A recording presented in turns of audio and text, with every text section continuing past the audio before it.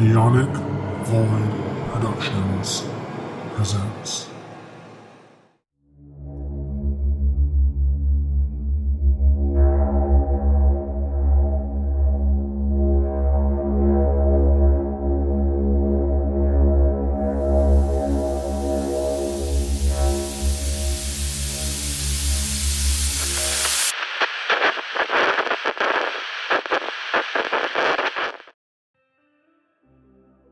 Hello and welcome to House of Ideas. I am your host, Devin, and today I am joined with.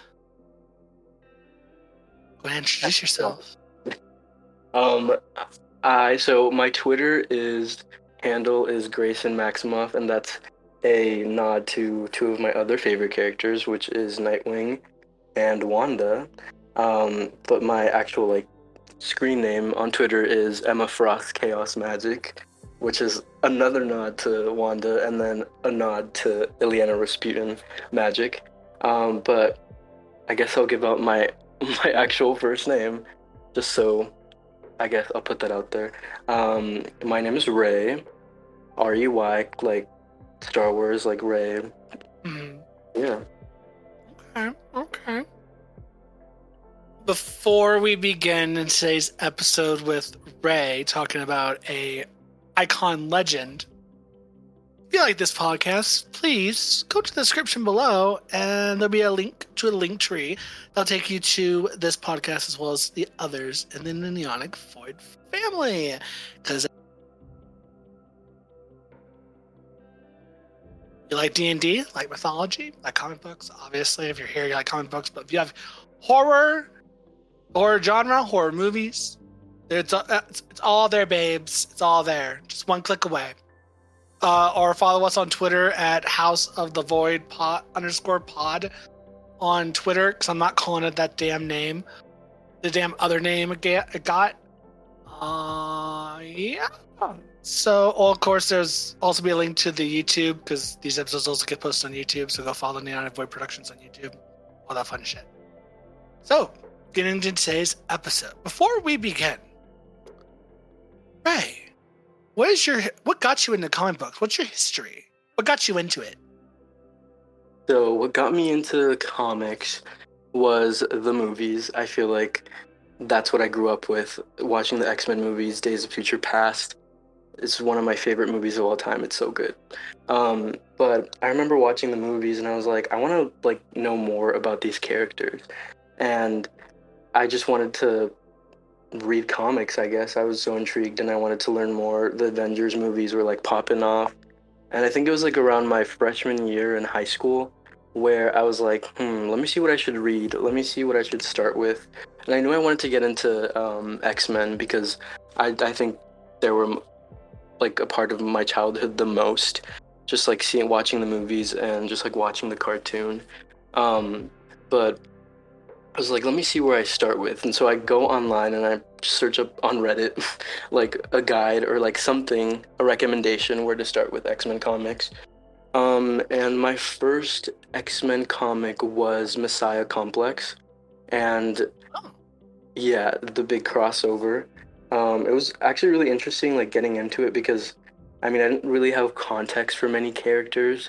It was kind of the astonishing team. It was Emma Frost, Cyclops. I think Angel was on the team for during the first issue of that arc, which is where they find a mutant that has been born, which turns out to be Hope Summers. But I don't know, I thought it was interesting, having no prior comic knowledge and just going into it. I was really intrigued by it, and like I mentioned before, Emma Frost appears in that first issue of that one shot to introduce Messiah Complex, and I was like, who is this woman? She's such a powerful figure where she you can just her energy takes up the page. And so I just continued reading, and I did I was after I finished Messiah Complex, I was let me read Cable to see where Hope Summers ends up, because he takes her at the end of Messiah Complex throughout time. And yeah, I just kept reading, but after a while, after I finished the Messiah trilogy, I was like, I want to know more about like where this whole thing started. And again, I went online and I searched up to see like where I should read, and people recommended like Uncanny X-Men by Chris Claremont, but then there was also New X-Men by Grant Morrison. And I was like, let me see, let me like think about which one I want to start with. And so I started reading New X-Men by Grant Morrison, and that was like that's like my foundation for like everything that I know about X comics, because although I do like Chris Claremont's and like his Uncanny X-Men run, I feel like Grant Morrison's vibe and just like writing and like plots kind of spoke to me more, and how contained it was, how it was just like an introduction to the new like era of X-Men, you know, the modern era. That's kind of where it started. I would like point to that as where the new modern era started for X-Men. So yeah, I just read from there, and then I just continued reading, and I didn't really get into like real continuity of comics like as they were coming out until Krakoa. So yeah, I've just been reading since Krakoa. I've read like almost every series, but yeah, I've mostly just relied on reading like the back catalog of X-Men until the Krakoa era. Yeah, and that's my journey. If you don't mind me asking, because now I'm curious, how old are you? I am 20 years old. Oh God. You were born in 2000. Oh God, I just got old. I got real old real quick. My birthday's in 2 weeks. So your birthday's in 2 weeks? yeah, so you're not that old. I'm 10 years, buddy. 10 years. Oh. Well, you know what? Yeah, Who 10 cares? years. Yeah. We can't be in. Yeah. I mean, yeah, who cares? But like, because you're talking about the Messiah complex, and I'm like, wait a minute. How old is this? It's Ray. Because what got me in the X-Men was the old 90s cartoon, because I'm a 90s kid being 31 years old. So it's like X-Men cartoon. I was there for the first X-Men movie ever to hit the screen. Like, I was there for all of that. And that's what I wish I could say that. Oh, it was a time. It was a time. It was a different time. As a Jean Grey stan, I was living. Yeah. And she was painting in the 90s cartoon. Just kidding. Yeah. My little gay ass was just like, yes, Quaid, work. Kill Scott. Fuck Scott. Fuck him. He's trash. Wait, are you a hater? Are you a Scott hater? Oh, I'm a Scott hater to the max. Oh, if I ever do a Scott Summers episode, I'm just gonna drag the bitch. Ooh. I'm gonna grab him by his hair and drag his weave. Damn. I really do hate that. I don't know if I can agree with that. You know, everyone has their opinions. Yeah. I respect that. He has his moments, but overall, I mean, Madeline Pryor. Yeah. So bad. It's so bad. Fucked her up so bad. Anyway. So, of course, 90s cartoon, X-Men films, Spider-Man films, all that fun shit. During the beginnings of the MCU, I didn't actually. I have to say every episode, so my co-hosts can see where I came from. I didn't start reading Marvel comics till about. Actually, it was Secret Wars in 2015. That's a good jumping on point. Yes, it was a great jumping on point, and that's my favorite. It's one of my favorite events that they did. It's just so fucking good. The lead up is insane. Like, you have to read like so much, but it's so good. Yeah, it is so good. All you gotta read is honestly just fucking Hickman's Fantastic Four, the Avengers run, the Illuminati, and all that fun shit. Yeah, it's so good. I literally, like, after getting into X-Men, I was like, who is Jonathan Hickman? Because I know his, like, when they're rebranding kind of the X-Men, and they're like, oh, Jonathan Hickman's gonna relaunch a new era. Who is this? And so I literally picked up his, like, Fantastic Four, his Avengers, and such a masterpiece. He's, like, insane. Jonathan Hickman can have me. Have my children. Just have my children. I trust him with like anything. I don't care. Oh, I'm so excited for Gods because by the time we recorded this, even though this probably won't get posted until probably December, That's but at the time of this recording, the first issue of Gods by Jonathan Hickman got released, and girl, I'm excited. Did you read it? I read parts of it. I haven't sat down and read the whole thing. Probably tomorrow, since I'm not doing anything, I'm gonna read it because I am all about the X-Men and Doctor Strange and the whole magic side of things. So as much as I love Jean Grey and I do love Emma Frost, I also love Wanda and all that shit going on there. I love So that. I follow the trifecta. Yeah. And the Wanda run currently is just so good. I'm like a little bit behind on. I feel bad because I've just been like spending so much time on X-Men that it's like I don't really have time for like Wanda, which I feel so bad for because she was like one of my first favorites once I like started reading more of like the magic stuff. You're fine. It's her new solo series. It's not hard to get into, so it won't take you any time to catch up when you decide to do so. It's not bad.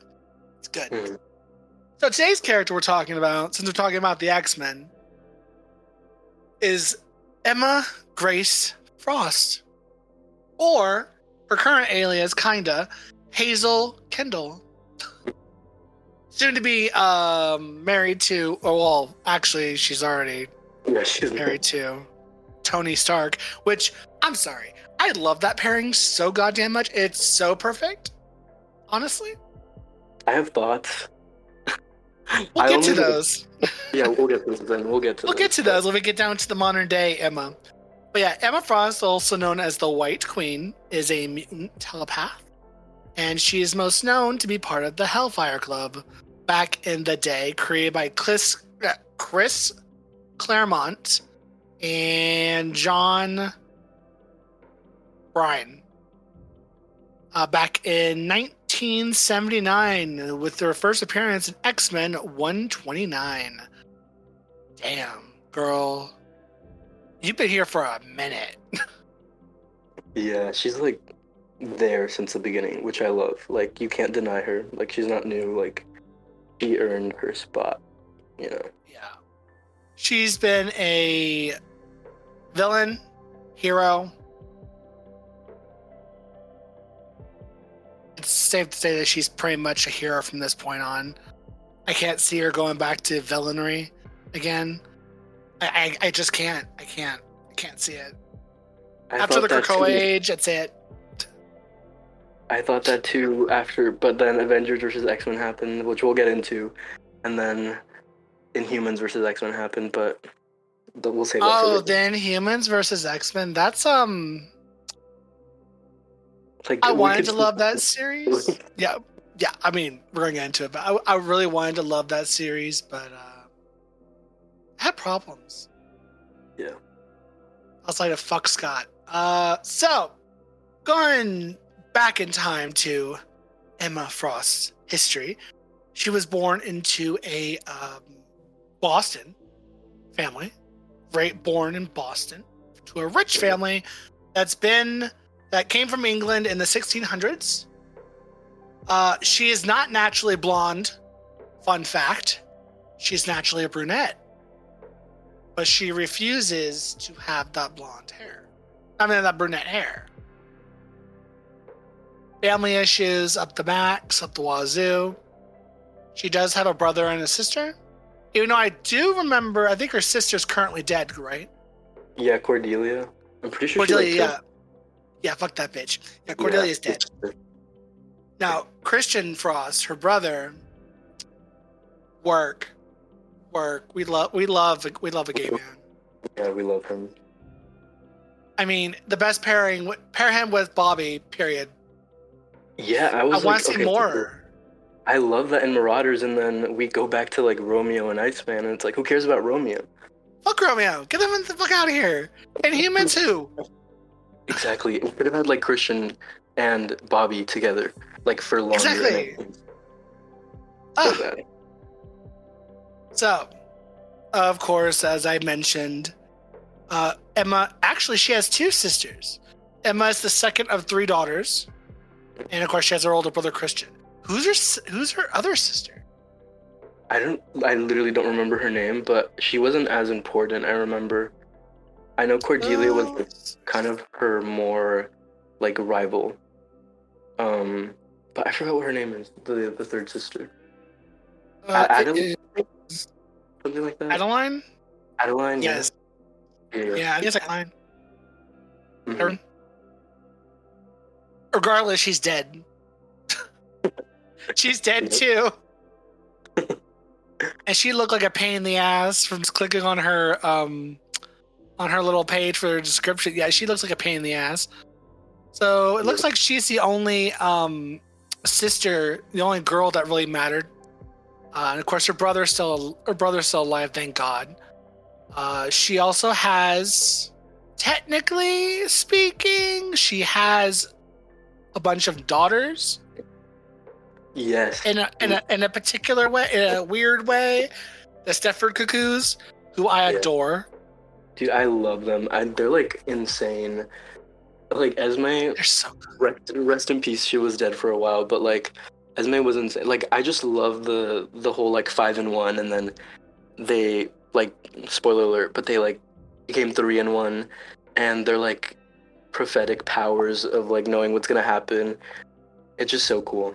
And I love the theory that Captain America is actually their father, like their biological father. It would make so much sense. Because they're all part of the Weapon X project. Mm. And I mean, who else would you use for the male DNA for the Cuckoos? Not Logan. Ugh. They would not look like that.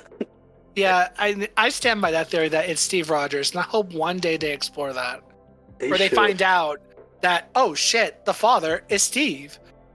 Yeah, like I think that's like what makes the most sense, especially because recently they've been like tying Emma with like Cap. Well, not really recently, but like she's had appearances, and then like he literally calls her like mommy. So it's like, yeah, you know, I can see it. Yeah, exactly. Let's see. She of course she has who's the fuck's her cousin? Who cares? Yeah, I don't remember her cousin. Her twice. Back in like 2002. Who cares? She's not important. She's not important. It's about Emma. So Emma, of course, was a villain in the Hellfire Club back in the late 70s, early 80s in Chris Claremont's X-Men run. She is very prominent in plenty of storylines, as well as one of the founding members of the Hellfire Club. She's also has a long history with Sebastian Shaw. Yes. And her frenemy, Sebastian Shaw. Like she deals with them when she fucking has to. Because honestly, who wants to deal with Sebastian Shaw? Nobody. Like I hate him so much. I hate him more than Sinister. No, me too. Like he's right now, like he's been doing his own dealings, and I just hate him. Also, he's like abusive, so I can't redeem him. Like there's no redeeming him. But I think Emma still like holds something onto something, because even when, we'll get into it, but like even when Marauders happened and like she beat him up, she didn't really like kill him or anything, but like, yeah, we'll get into it. They have a interesting relationship. Yeah, they just have like a business relationship. Yeah. But the business relationship's gone back all the way back then. And so we go into and Ross becoming the White Queen, becoming the villain. What do you have? What are your opinions on the early run of Emma, and when they first introduced the White Queen? Because I think her first appearance is one of the first, was also like the first issue I think of Dark Phoenix. Oh yeah, yes. Oh god, this is where the feud begins. Yeah.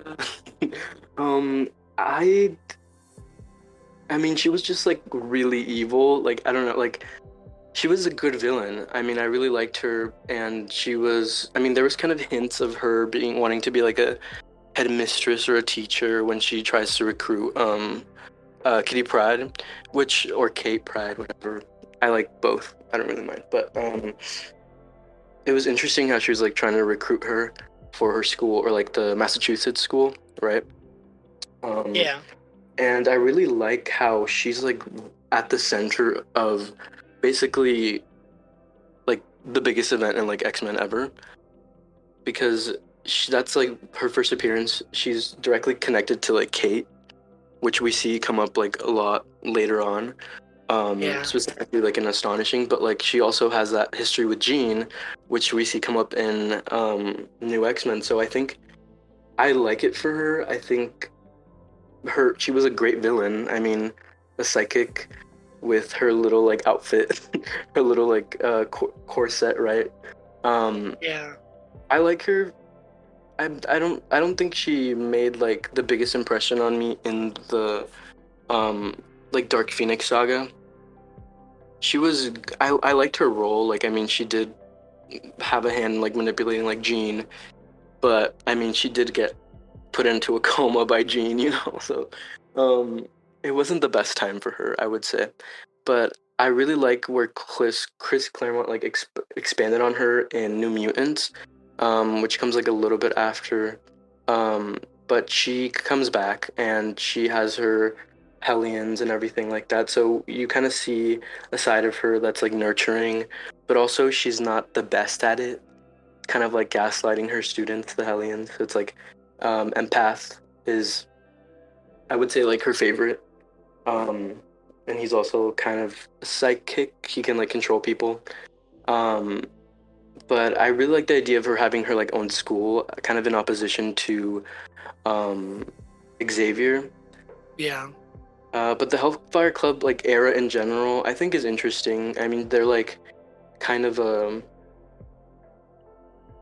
opposing like mutant ideologist kind of vibe, because they believe that mutants should be like in power, and the inner circle, which it's kind of expanded on in her origins comic, um, where like Shaw and her like take over the Hellfire Club, and basically the inner circle is like all mutants.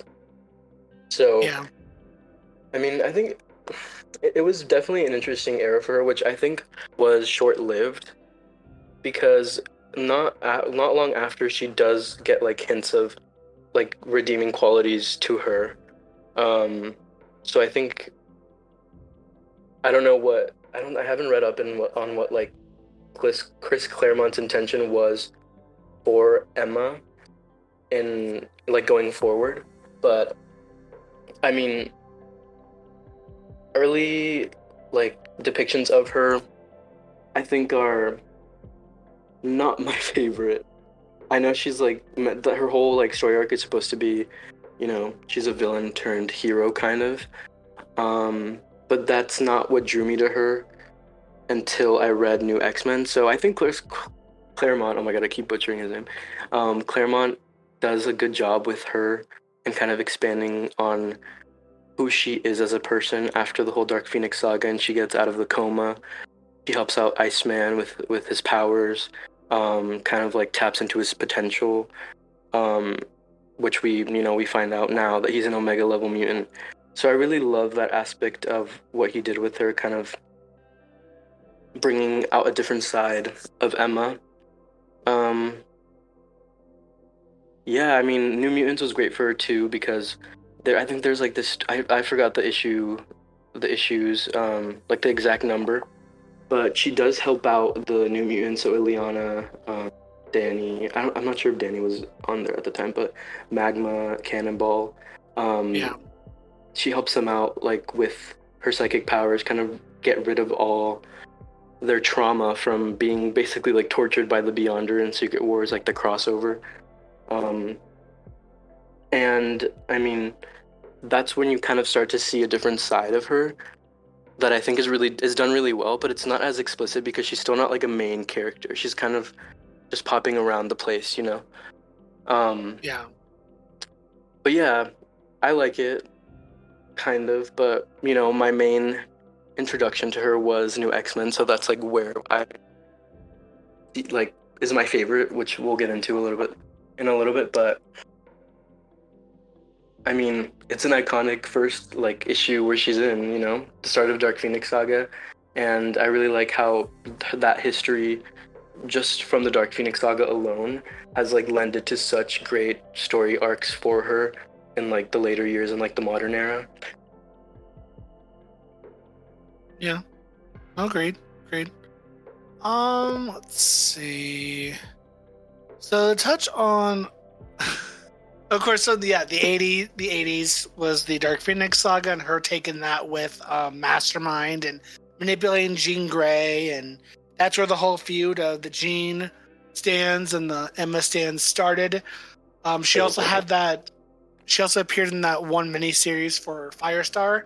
It killed her horse. R.I.P. Butterrum. Oh my god. R.I.P. Rip. Yeah, she Yeah. killed the damn horse. She manipulated Firestar to thinking that her powers were like whack. Like she literally burnt Butterrum. Yeah. So Yeah.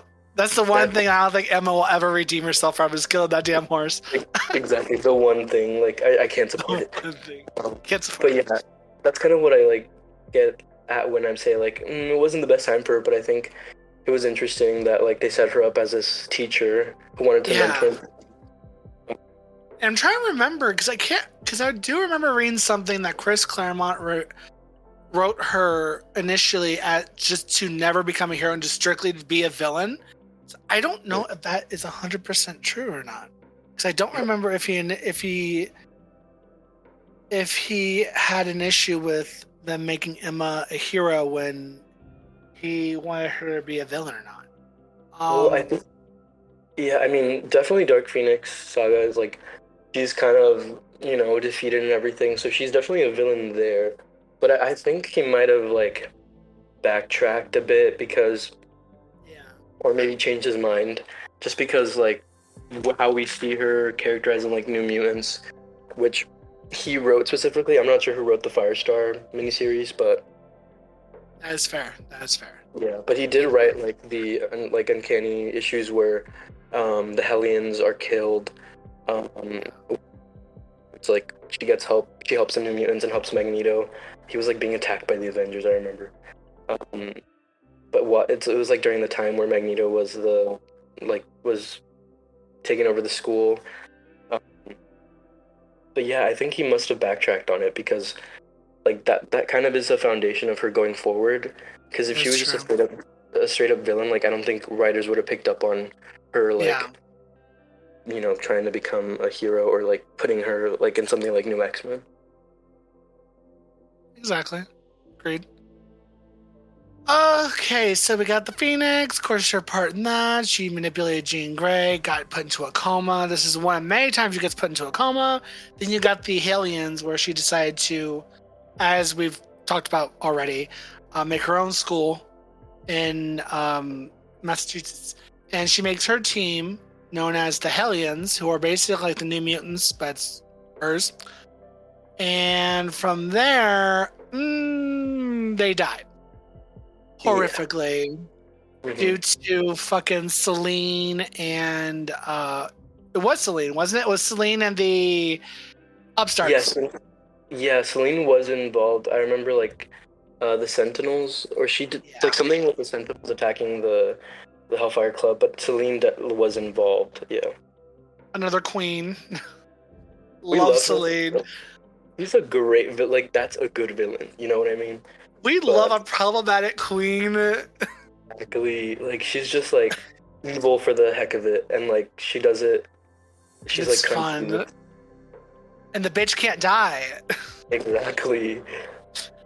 So with losing the Hellions, that's where we go into. She goes through. That's where she actually gets her diamond form. Is when the death of the Hellions, right? Yes. Is she actually? I think so. I'm pretty sure diamond form. No, it's Genosha.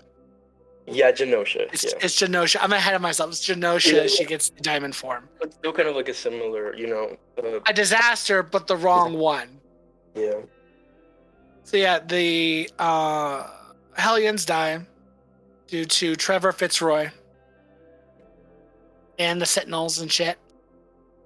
And then she kind of she goes to another second coma again to survive the ordeal from that trauma. So this is like the third or fourth time she's gone to a coma by this point. At least the second or third since fucking Dark Phoenix. Yeah, which we love for her because she like girl needs to sleep.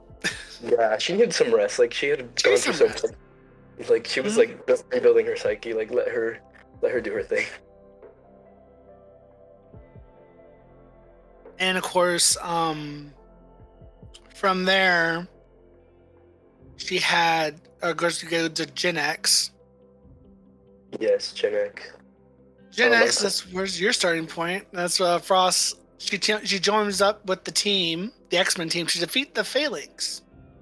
Yeah, so that was really interesting because I'm pretty sure like Phalanx Covenant was literally like an introduction to Gen X. It was like a pilot basically for Gen X. And it was her and Sean Cassidy were basically leading the opposition to the Phalanx, Warlock's kind, taking over basically mutants. They wanted to take over, which we've seen like the Phalanx recently. They're kind of like a hive mind type of thing. So they were like infecting mutants, and Emma and Sean and Sabretooth, I'm pretty sure, at the time, were the ones who were like leading the resistance with that. And I mean, it kind of put Sean and Emma in kind of as a pair, which there was never really like a romantic, like it was never really like that romantic. But he did see the good in her. And after that, they formed Gen X, which Gen X is interesting. I really like it for Emma because, I mean, I think during Gen X's Sync dies. Because of her sister. Yeah. Was it Cordelia? I think it's Cordelia, right? It wasn't Cordelia. It was the other one. It was... Okay, yeah, I got the mix up. Frost, yeah. Yeah. Okay, I got the mix up. Yeah, but she dies, and there's many moments during that run where she is like doing everything for her students. Like, there's one time, I forgot who she was like, who they were up against, but she's like willing to die for her students.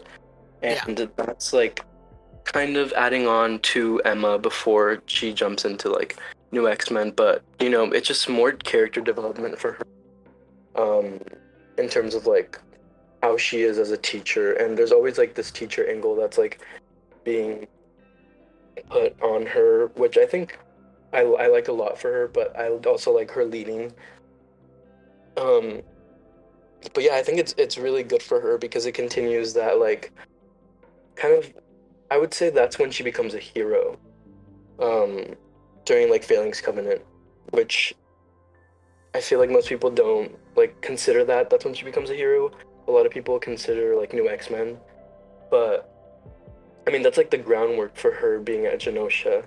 And I'm pretty sure after Sync dies, like they disband Gen X and Emma Frost goes to Genosha to like teach over there, but because I'm pretty sure she kills Adeline, right? Yeah, she kills Adeline. Yeah, she goes and finds her and then just offs her sister, which is well deserved. Yeah, like honestly, her family literally like did so much to her. So I wouldn't be opposed to that. Which another aspect of her character, which I love, she's not opposed to killing. Yeah, she's not opposed to finishing the job.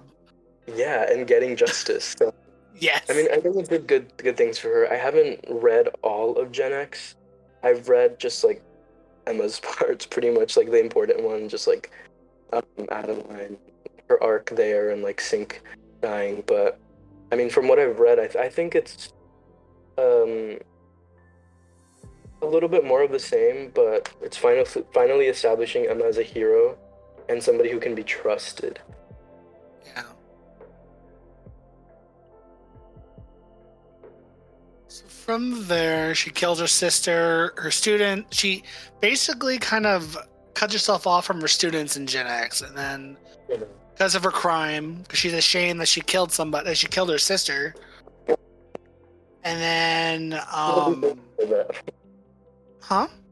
They tried to gaslight her into thinking that was a bad thing, but Yeah. Yeah, and the students found out, became very estranged to her, and then that's where Generation X disbanded. It was from that. And I'm just like, girl, her sister made Emma at her worst points look like an angel. What are you talking about? she brought justice into her own hands, and you guys are gonna like make her out to be a villain again. Yeah. She just took care of a problem that was going to be a huge problem later on. Yeah. Yeah, she literally is the only one who gets things done, but then she's like looked at as a bad guy for like doing her things her own way, you know? I'm sorry, sometimes you need to take care of the problem. And Emma knows her sister, and she's like, well, I gotta take care of the problem. Hello? So from there, dealing with the emotional fallout from the murder of her sister and the Gen X shenanigans, she then travels to the Mutant Haven island of Genosha, where she teaches a mutant school until genocidal sentinels attack the island. And she is the sole survivor because that's when she manifests her secondary mutation, which is the diamond form. Yep, which is iconic. I love it so much. It's such. Oh, I know it is. It serves cunt and pussy. It's just like, and also it's just such good like character. It adds so much to her character. It does.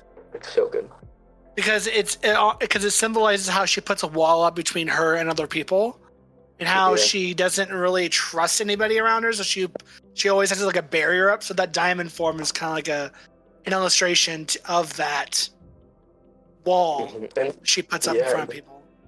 It's also like a gift to her because she didn't really process the trauma of Genosha when like Jean and Beast found her in the rubble. She was like still holding Negasonic Teenage Warhead's like body in her hands, and she was like, what's up, like what happened? And she was like in diamond form, and she never really like felt it, which, you know, I mean going a little bit into more of Emma's character, she's like a victim of a lot of violence, like specifically towards like from men, Sebastian, her father, and even like Astrid Bloom, which we didn't really get into, but like Astrid Bloom like is crazy and basically like groomed her and ruined a lot of her life. But she's been through like so much trauma, like the killing of the Hellions, losing so many students, Sync. But like at this moment was when she could like put a barrier actually and never feel it. But I mean, it's great for her character. I think it fits like her vibe, and I'm pretty sure Morrison. I bought like the omnibus recently, and they have like all the text of what like Morrison was thinking of doing with her, and he wanted like, or they wanted Emma to be, or they wanted Colossus on the team, but they couldn't get Colossus because he had just died. Yeah. But they got Emma, and they wanted a powerhouse, like a physical powerhouse. And so the first thought was like, oh, just give Emma like a diamond form. Like it's her vibe. Like she's like this like rich woman, you know, like what better vibe than a diamond? And I really like how like Morrison expanded on that throughout, just like from the initial idea, oh, let's just let it be so she can have like basically super strength. But it was expanded on to like she actually can't feel any emotions. And there's even a point in like the annual where like a bunch of drama goes on where basically Jean thinks that like Emma and Scott like slept together. But anyways, there's a moment where she sees a group of like mutant villains called the U-Men, who were basically dissecting mutants all over the world just to get like their body parts and put like mutations into them themselves. And she's like, I can't take it. She literally, like, there's like this dramatic panel where she's like, I can't take it anymore. Like, it's so much. And she's just like turning into her diamond form. And it's just like such a perfect addition to her character that I think, I mean, so many writers have used it so well because Emma is like an emotional character, you know? She's characterized by I would say she's characterized by her feelings a lot of the time. And even though she hides them, like there's always that layer of her that's intriguing about like what is she really like thinking? Like is she just like stone cold? And I think the answer to that is like she was never stone cold. She just put up a wall, but now she has this like this secondary mutation where she can actually be, you know, stone cold, and I really like how it's used throughout the whole run. But yeah.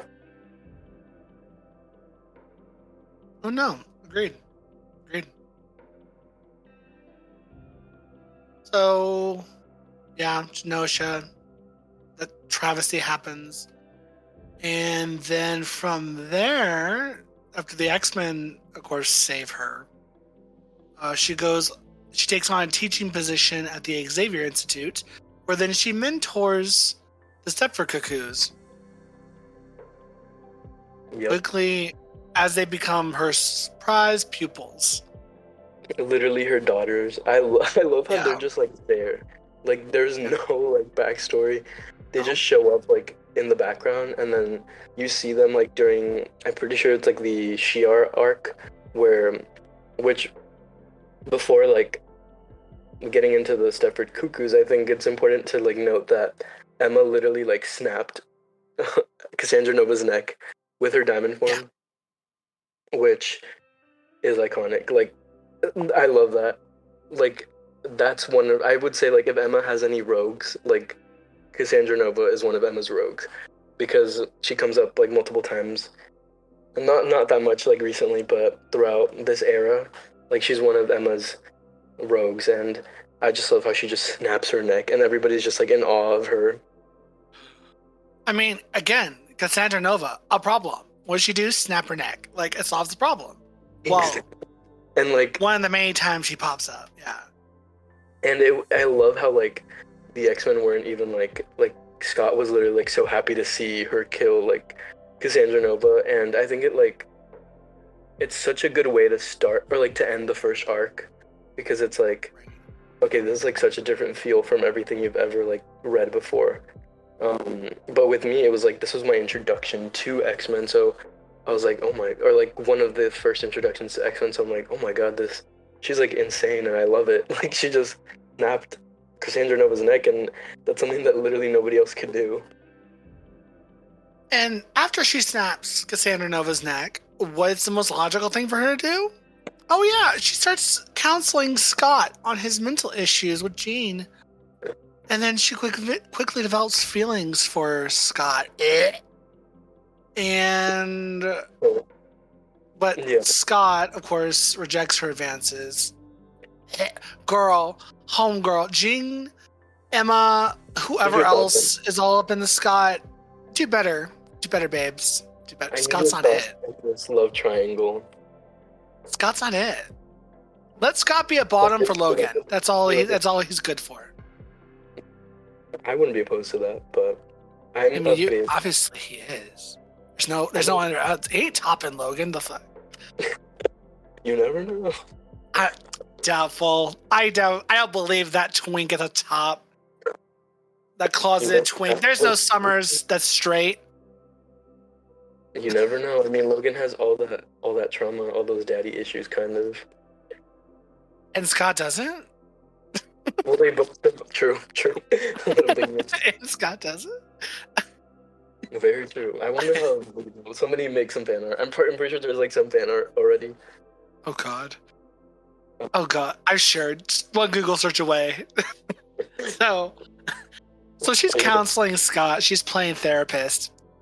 And from there, they engage in a psychic, air quotes, psychic affair. So technically, Emma's not doing anything with Scott. Technically speaking. I mean, you could say in the world of superpowers and mutants, psychic, touching in the mind, in the illusionary mind of the mind. I mean, you could still. I mean, I guess the lines would be blurred. Is that cheating or is that not? I mean, I feel like it makes sense because Emma and Jean's like realm is like basically is like the mind, the psychic, Yeah. you know, the psyche, and so it's like even if it was a mental like affair, it's still like I feel like it's still a little, you know, not the best because you know that's literally where they have control over the mind, you know. So Jean, I'm sure that's why Jean was like so pissed. I mean, Jean had a lot of things going on, but I mean, I'm sure that's why she considered it cheating, like at a point because, I mean, even if it was mental, it's like very real. Yeah. Yeah. What does Jean do? She uses the Phoenix powers that she's been developing, growing for a while now, and she basically shatters Emma into a million little bite-sized pieces. Well, I mean, emotionally, I would say she shatters because in her mind shatters Emma, that's when we can get into the Stepford Cuckoos. But yeah, Jean is dealing with a lot throughout this like run. Oh my god, we're talking about Jean, but I love Jean, so like let's talk about her because I feel like Emma and her are like super intertwined historically, and I mean their characters are kind of like foils to each other, kind of, I would say. You're right. Jean didn't destroy Emma. One, the Cuckoos did, but Jean's like, you know what? Fuck. I can't handle your shit, Scott. Fucking help me pull this bitch back together. And she puts Emma back together. Yeah. Like with the help of Beast, because okay, this is actually really funny because Beast and Emma like are kind of besties, which is not a good look, but like fuck Beast. You know, that's another one. Fuck you, Beast. That shit's gonna catch up to you anyway. Literally, and he pretends to like literally be gay for clout, like gay for pay, literally. I know. But like honestly, so funny. Like the whole run is like so funny sometimes. Like I love Morrison's like humor throughout the series. It's like it's not meant to be that serious, but like that's a crazy moment. It's like okay, you're like faking being gay because women don't like you because you look like a lion, basically. But yeah. So. Anyway, go on. Yeah. So Jean is like, she's going through a lot. I mean, I love this era for her. I think like Jean and Emma throughout this run literally they run the whole thing. They run the run, you know? Like they're the ones who are doing everything pretty much because Scott is like depressed the whole run. Like not even at the end he doesn't even get a resolution, I feel. We'll get into it later, but like in Astonishing X-Men is where I feel like he gets a resolution, but he's just depressed the whole run basically. Logan very much is. Yeah, Logan's gonna Logan, and he's just like doing his thing. Yeah, he's just like he's just like okay, I'll go on missions. Like okay, I'll be a part of this. But Beast is like the more scientific side, and like Charles Xavier, he's just there basically. He gets taken over by Cassandra and everything, but where was I going with this? Yeah, so basically Jean and Emma are the ones who are running everything. So you see Jean manifest the Phoenix early on when she's fighting the U-Men, and she literally burns them. And she's like, because they were attacking the school, and she's basically saying like, if you ever even think about like trying to hurt another mutant, like I will literally destroy you, like rip you apart atom for atom, which that's my favorite Jean. I don't know about you, because I know you're like, queen, icon, legend. Yeah. Like that's my favorite Jean is when she's like she lets loose, and I mean you kind of get hints of her like, you know, manifesting the Phoenix, and it finally happens around like Planet X, where I think Jean goes to go save Logan because basically a bunch of things happen, like a little convoluted, but yeah, she manifests the Phoenix and she confronts. Wait, no, this is really funny. Before, I mean, I'm kind of going in circles, but you know how we were talking about the separate cuckoos? Yes. They are the ones who tell Jean that Emma is having a psychic affair with Scott. Which Write I it out think about your own damn kids. Damn. literally, it's so bad. Like, literally, your own family like rats you out. But I'm pretty sure Esme was controlling them throughout the whole thing. So Yeah, yeah. She I had a don't know. vendetta against her mama. Yeah, she did. And Magneto, or literally, this run is a little confusing, but I love it. It was like Magneto slash like Zorn controlling um Esme, like basically grooming her to become a villain and be by her side. But Fucking um weird. yeah, yeah, there's some aspects to the run which I feel like looking back now are a little problematic. I mean, Emma like basically making everybody like jizz their pants because she's like mad at the protesters in front of the school. Um, but yeah, what was I gonna say? Yeah, so Jean is like manifesting the Phoenix consciousness, and Esme tells um Jean about it, and she catches Jean and Scott literally like, or she catches Jean and Emma in like a psychic bed. And there's like this iconic panel. I know you know which one's the one where Oh she opens yeah. and she's like, this is What? where I find you inside my husband, something like that. And Yeah, that's it's when the shot where she opens the door and and Emma's just laying there with her looking back with her eyebrow raised with a bitch smirk on her face. Yeah, we love it. It's so we good. love it. And she has like the Dark Phoenix outfit, and I love Yeah. it's so good. Like even before, like I think like the issue before is like where it leads up to like Jean finding her, but I love how Emma's like, yeah, I can be just like her. Like I can. She like starts turning her hair red. Like you can see like red highlights in the panel, and she's like starting to put on like the Phoenix costume. It's so good. Oh my god, I love some infidelity. Just in comics though, it adds to the story. And before anybody clocks Emma, there is a scene early on where Jean goes and kisses Logan. So don't cross Bro, they both fucked around. Yeah. So I mean, yeah, I mean it's really interesting the whole love triangle. I mean, I think I'll just like finish the love triangle talk really quickly, but I think that it's done well because Scott is coming out of like this depressive episode where his mind was taken over by Apocalypse like a couple issues before, or like a little bit before the era started. And Emma like is reeling from like all this trauma, and she's really lonely. I mean, like basically she has nobody at that point. Gen X like is disbanded. Genosha is gone. She lost all her students. And then Jean is like dealing with like this big like conflict within her and like her power and manifesting. And I mean, I think it was a perfect way to shake up things. And we'll probably get into it a little bit later, but like the relationship of Emma and Scott going forward, I mean, is like pivotal to every like X-Men comic released after that for a while. But yeah, I think it's done really well. Some people have a problem with it. Like this is a lot of people's problem with Emma. They think that like she's basically trying to like take over Jean or like take over Jean's spot in the whole franchise, but I think it's done with a lot of nuance, and it's a good shakeup for the whole franchise. Okay, so Emma died. Jean put her back together because she realized I can't deal with it. Basically, she's like, I can't be dealing with this shit alone. Let's bring back your goddamn mistress, and she could deal with your ass. Rebuilt her. Blah blah blah. Jean dies again. Rest in power, Queen.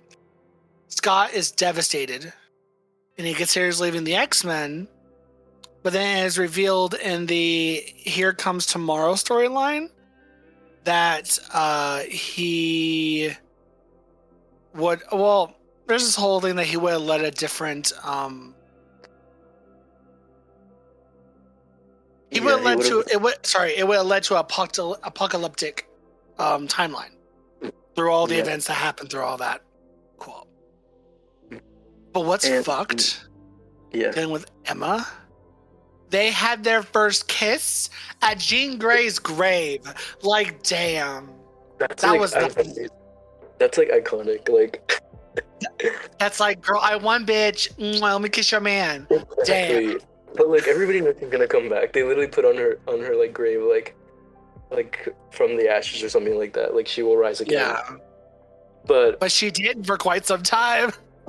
Yeah, and I mean, Jean was gone for like what, 13 years or something like that, like 16. Because she didn't come back again until what, the Phoenix Resurrection storyline, right? Yeah, and that was like what, like 20, that was I don't know, 2016. Yeah, it was like 2016, 2017. Resurrection.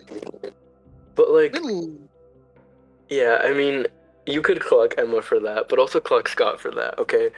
I mean, that's true. Yeah, no, it's not all Emma's fault. Scott's a bitch too. Anyways, yeah. Well, let's talk about being a bitch. I think I love Emma because she is a bitch sometimes, and I love Jean because she can be a bitch also. And I think their best moments was them literally fight. Like the culmination of like the whole run is that like affair issue. Where Jean goes crazy and Emma, you get like her past and like you sympathize with her, and then Scott runs away. But I mean, I feel like everything is fixed, like the timeline is fixed in Here Comes Tomorrow. But I mean, I don't know if Jean ever held any bad blood, because right before like she fixes the timeline, I think she goes back to where it all went wrong, basically. And where it all went wrong is that he didn't get with Emma afterwards.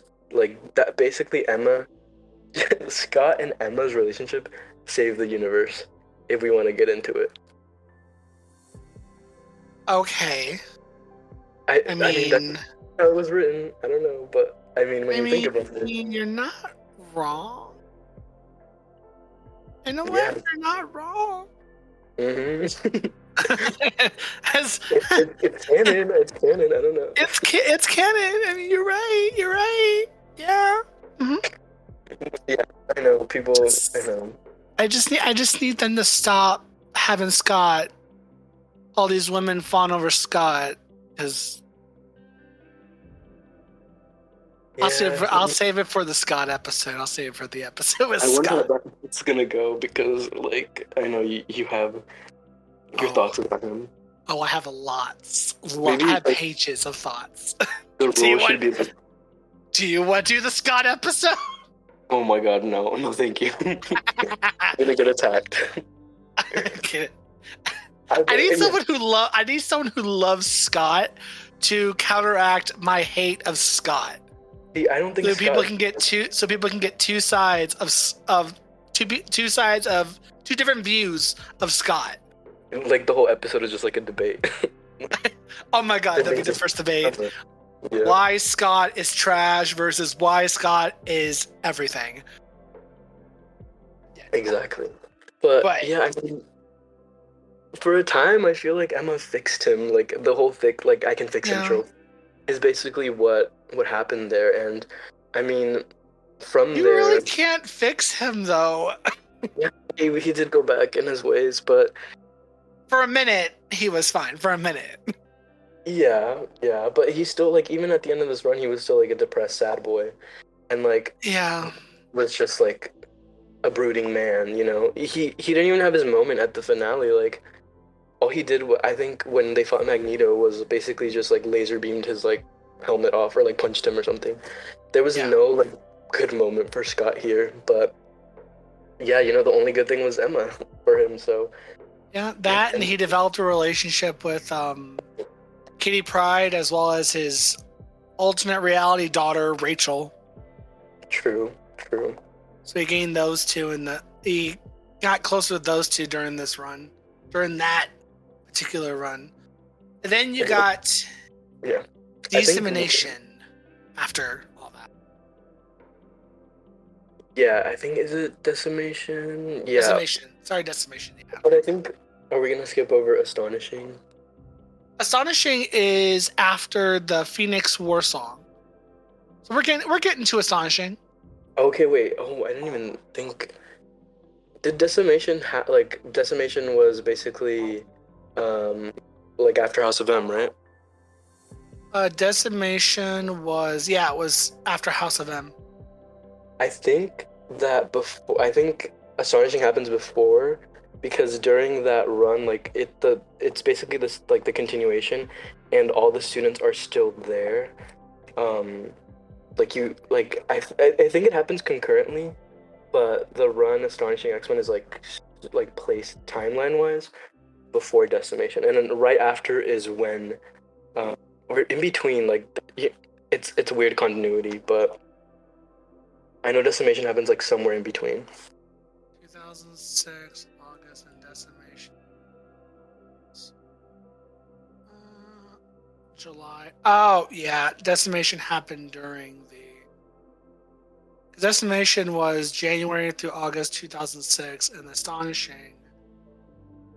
War Song was in 2000, was after all that, and then Astonishing was from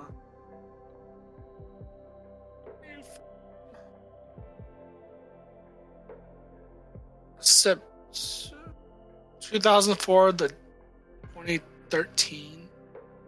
Yeah, so Decimation was happening during the Astonishing. Yeah, it's like weird because I know like during Astonishing the run was like delayed a bit because of the artist John Cassaday. Like his art took kind of a long time, which I love. I mean, it's perfect for the run, but I know it like gets weird around that time because it's like End Song, and then Phoenix War Song, and then Decimation, and it's kind of like the whole cast of Astonishing. But I mean, do you want to go into Astonishing? Yeah, we'll go into Astonishing, and then we'll hit the others as they come along, since they all kind of happen in the time frame of Astonishing. Well, actually, I think War Song happens. It is released. No, never mind. Don't listen to me. Continue. Talk about your Astonishing. Yeah, I mean, I love this is one of my favorite runs of any comic ever. We hate the writer though. We won't talk about who wrote it. Is that the one that's I'm not gonna say his name. Mm-hmm. Is it? Oh yeah, it is. Mm-hmm. Yeah. We don't talk about him. Yeah, and there's like a little there's weird moments in there sometimes too, that did not age well. I mean, the R slur is dropped in the book, so I can look at it. Yeah, the R slur. Well, it's yeah. Do you know what that is? Okay. Mm-hmm. Yeah, sorry. I just needed to point it out because I mean, there's issues with the run and some characterizations, but I really love it, and I can look past the issues with the writer because I mean, I don't think those issues had happened before, because I think he had just come off Buffy. Yeah, he had just come off Buffy, and he hadn't done the Avengers movies or the Justice League where all of the drama played out. But I mean, I can't at the time, I'm just gonna say anyways, let's just not get into him. But I think the run is really good because it picks up right after New X-Men, and it's what do we do with the school? Because Emma and Scott are basically in charge, but Scott is still a little depressed, and Emma is the one who has to take charge, and she the issue opens up. The first issue of Astonishing opens up with her giving a speech to all the mutants in the school. This is before Decimation, where mutants were widespread even after Genosha. They were all over the world. There were so many of them, and there was a cast of characters in the school, and even in the background you'd see a bunch of different mutants, which I loved about that, which I think is great because you kind of see that in Krakoa, like you see a bunch of mutants in the background, even if they're not like expanded upon. Yeah. But yeah, I mean, even in New X-Men, that's the whole thing. Like everybody was new, and there's like a different cast of characters that we didn't even get into. But I mean, it's really great specifically for Emma because she's put in her leading role. But even if she's in a leading role, like at the school, there's like hints of her not being completely well, or like they try to hint that like she is still evil, which I would have had an issue with if it didn't get resolved really well. Um, and I really like what was done with why she was thought of as evil. And so she brings in Kate Pride, to be part of the school and kind of be like a teacher slash be part of the X-Men. And there's this really good conversation that her and Emma have, and she's like, Kitty is basically like, I found out what good and evil was the day that I met you, and you were basically my first impression of what evil was. And so there's like there's tension between them and distrust, and Kate is like, I won't have it. Like, she's evil. Why is she here? Why is she running the school? Like, where is Xavier? And Xavier had taken a break after New X-Men, and he was in Genosha doing his thing with Magneto. But I think going back to like Claremont's Dark Phoenix Saga first issue, I mean, that's such a great way to connect back like the history between them two, and like to bring her back and put Emma and Kate together, which blossoms into such a great friendship like going forward. I mean, I think it's perfect because there's like a lot of, I mean, I feel like she represents kind of like the distrust of even fans at the time. Like, why is Emma literally like the forefront when she was a villain, or like has done really bad things? And so yeah, that's basically kind of like the first issue. But after that, there is this arc called Torn, and that arc starts with Cassandra Nova talking to Emma Frost before the destruction of Genosha. And this is where continuity gets messy. And I mean, continuity gets messy all the time in comics, but like specifically X-Men, like literally what is going on half the time. True. But basically, the arc starts with Cassandra Nova telling Emma Frost that she she has this plan to get rid of all of Genosha, and that basically Emma's just a pawn in it. And it's implied that Cassandra Nova gave Emma her diamond form. She's like, I have a gift for you, or something like that. You're going to be the sole survivor. And basically, kind of just saying, like, oh, you're going to infiltrate the X-Men for me, kind of implying that. And Emma has, like, no memory of it because Cassandra Nova was a little bit more powerful than her. But I mean, not like maybe back then, but now she's like Emma basically destroyed Cassandra Nova when she tried to come back. She put her in like a cocoon in New X-Men, but she comes back and kind of puts this doubt into her mind that she's just there being controlled and she's still a villain. But the resolution of the arc is basically we find out that when Emma put Cassandra Nova in like this kind of cocoon, it was like a Shi'ar cocoon, she put her mind into it.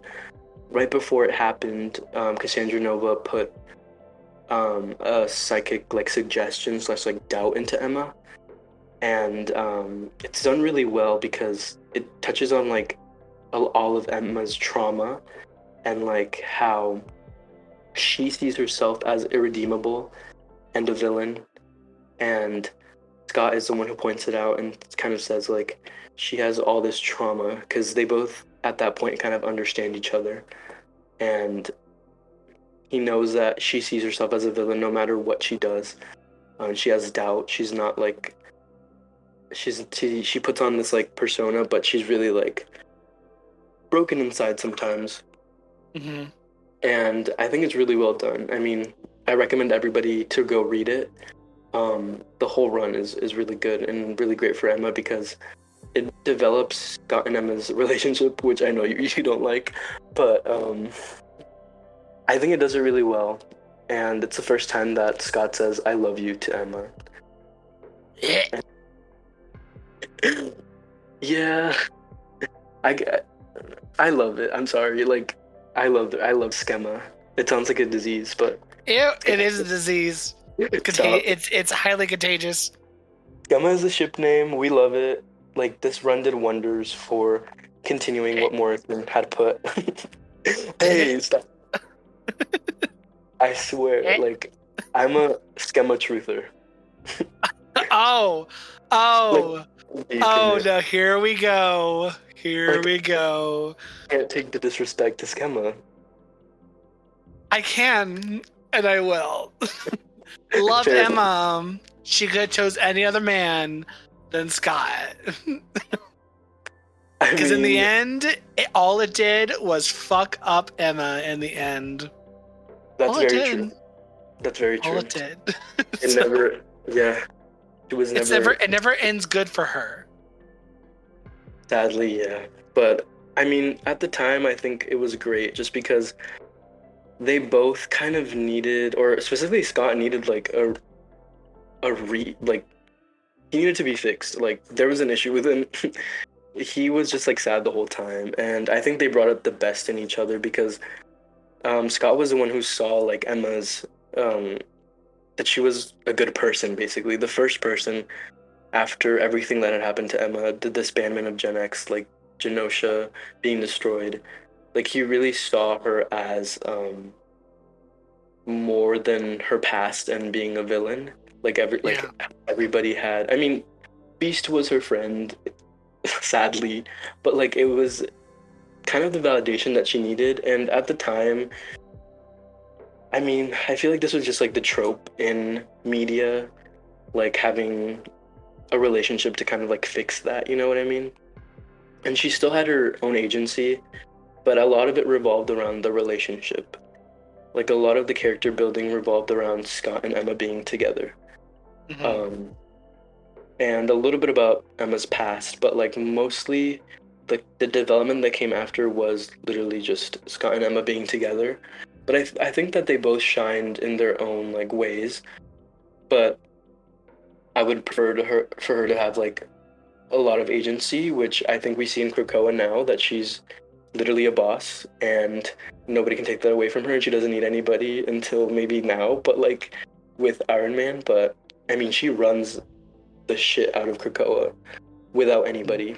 And I mean, I'm kind of going on a tangent, but like, No, you're fine. yeah, Schema right now is not a thing. Thank God. Thank you. But we get crumbs sometimes, which I love because it's just like a throwback. Like, okay, in my formative years, that's what I grew up on. So it's like I have an emotional attachment to it, which I can admit, you know. One of the first like big comic couples that I fell in love with. So, you know, I do have the bias. But I mean, now you don't really see it. It's very like Emma's doing her own thing, and I really love that for her because for a long time after, oh my God, I feel like I'm just going on tangents. I'm so sorry. Oh no, go on all the tangents. I do not care. We're literally gonna have to do a part 2.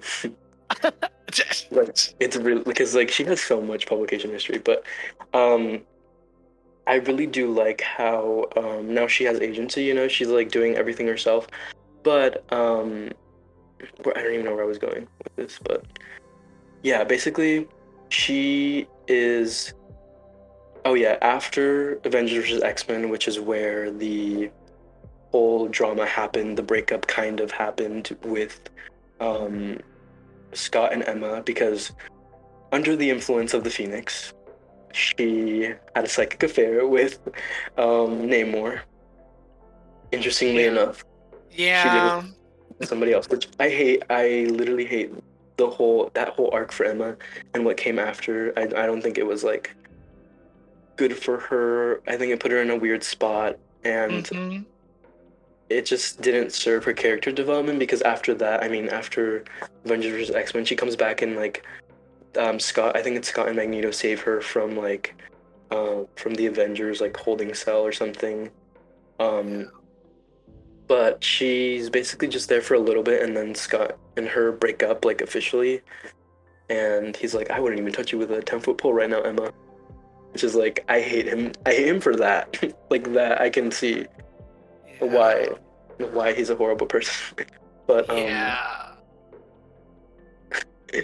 but yeah, I mean, I know that there's issues with like a lot of like with the Schema relationship because a lot of it was dependent on like, oh, a woman having to be with a man and like she basically just needs a man and she's only sane with a man, and it's like very misogynistic, I feel, looking back, because once she lost Scott, she basically lost herself for a while. I mean, her powers were all whack, like after Avengers versus X-Men, and she just wasn't the same. She faded into the background. Like Bendis, who was like relaunched Uncanny, he didn't really do much with her. There were a couple like times that she showed up where she couldn't like control her powers, but I mean she just faded into the background, and that's really sad to see. So yeah, Schema as a whole, it has its good moments and its bad moments. It's just bad all around. Well, we're gonna but I respect people's choice to like that relationship, because I don't think either one of them should be with Scott, because Scott should just be off by himself. Mm-hmm. He should be with Logan. He should be drowned in a pool. I don't know about that. By Logan. Are you happy that Scott's in chains and captured by orcas? No, because that's fucked up what they did to him by sewing his eyes shut. Spoiler alert. That's kind of fucked. It's kind of fucked. But you hate him. You would do the I same. I hate Scott. I hate Scott a lot. I really do. But that's no. I don't think anyone should be put to death by Orcus or done that fucked up shit. Yeah. Fuck freaking God, what's her name? Moira? Miss Pryor. Not. Oh God. Huh? Moira or? Yes, Moira. Well, I think of Madeline Pryor. No, she's a Queen Icon legend. Moira McTaggart on site. If someone doesn't fuck you up, I swear to God. I have my opinions on her, but like, I want to do an episode on Moira too, but that's another tangent. Yeah, what I will say is that like I was rooting for her until she became a robot, and that's where I stand. Jesus Christ! They fucked her up when she became a robot. Like she was done dirty, and then the second she became a robot, it's like no, like you took the machine side. But yeah. Oh no. So that's astonishing. Where do we go from here? There's Decimation. There's basically with that. There's of course, this takes place after the House of M storyline, where Wanda says those iconic words: "No more mutants." Population has since decreased, except for like actually, there's like what 150 mutants left, something like that. I think it's like less than 100 actually, or 120, something like that. 120. It's less than like 150. I know that for sure. Yeah, something like that, but very low. Then Frost, without consulting Scott, decides to revamp the entire workings of the school during that storyline, and that's basically the gist of that. Is that she tries to do the best she can in this situation where all these kids are a bunch of them lost their powers and some had to be turned away, and the ones that are left, she changed the workings of the school to try to fit the situation. So that's basically that for the most part. Yeah, she had, I think around the time she had her little new X-Men, like they were relaunched, but it was like a new team with like Surge, Dust and stuff like that. But I mean, she was in part of it, but it was mostly about like what they were doing. But she was just there, or in the more in the background of happening behind the scenes stuff rather than like what's up front. Yeah, I mean, she does. The one moment I remember from that run that's like so specific is that I think after Decimation, I'm pretty sure like the house got attacked, or like the mansion got attacked by like literally Nimrod, and like a couple students died. But like Carol comes up, like Carol Danvers, and Emma basically is like, where were you like when this was all was happening? Yeah. She like basically just gags her and is like, get out of here. I think Iron Man is She rips her a new one, yeah. Yeah, and she shows her like all the dead bodies, and like it's crazy. And I think during this time, like even Civil War was happening, which like Emma has a little moment in there where she's like, where were you when our babies were burning, like referring to Genosha. She's like, we're not going to take a side in like the Registration Act and like the Civil War. Yeah, I mean, good moments for her, but I feel like mostly here she was just a presence, you know, just like the mutant like leader who was all everywhere when she needed to be, you know. Yeah, exactly. From there, after the decimation, you got the Phoenix War Song. That basically you get the origins of the Sephir Cuckoos. Basically, that she's their mother, literal mother. And this was during one of the times that she was in a coma, basically, which is very problematic all upon itself. Yeah, yeah.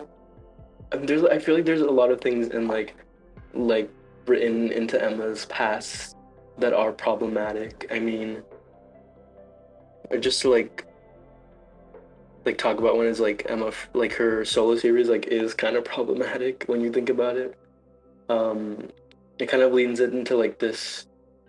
I feel like sometimes they don't handle like her abuse or like how, or even like her sexuality very well. I feel like sometimes it's used for like in a weird way, and I think this is one of the parts where it's like, okay, she was just like taken over by like, or she was just taken in her coma or something. Yeah. DNA was taken in her coma. Yeah. From there, of course, she finds out that there's thousands of additional clones, and of course, the Phoenix inhabiting the body destroys all the clones, and then she declares her revenge on the Phoenix after the loss of all that. And then from there, we go into Civil War. And basically, she's kind of just there. Announces, of course, I mean, she's just there with the X-Men, really. The X-Men, of course, do not support the Superhuman Registration Act and remain neutral to all this. And, of course, Emma fears that this would put the mutants in danger. Obviously. For good reason. And then from there, we get into the Messiah Complex. Which is so good. I need to reread it like soon, but she's basically like the team leader. Yeah. But I mean, throughout that crossover, I feel like her biggest moment is like at the first issue where they arrive at the town and it's like been ransacked because the first mutant was born there, and she like reads everybody's mind and kind of just gets a sense of like all the destruction that had happened. I mean, she still takes like a leading role in terms of like not presence, but more like she's the one in charge, you know? Yeah. From there,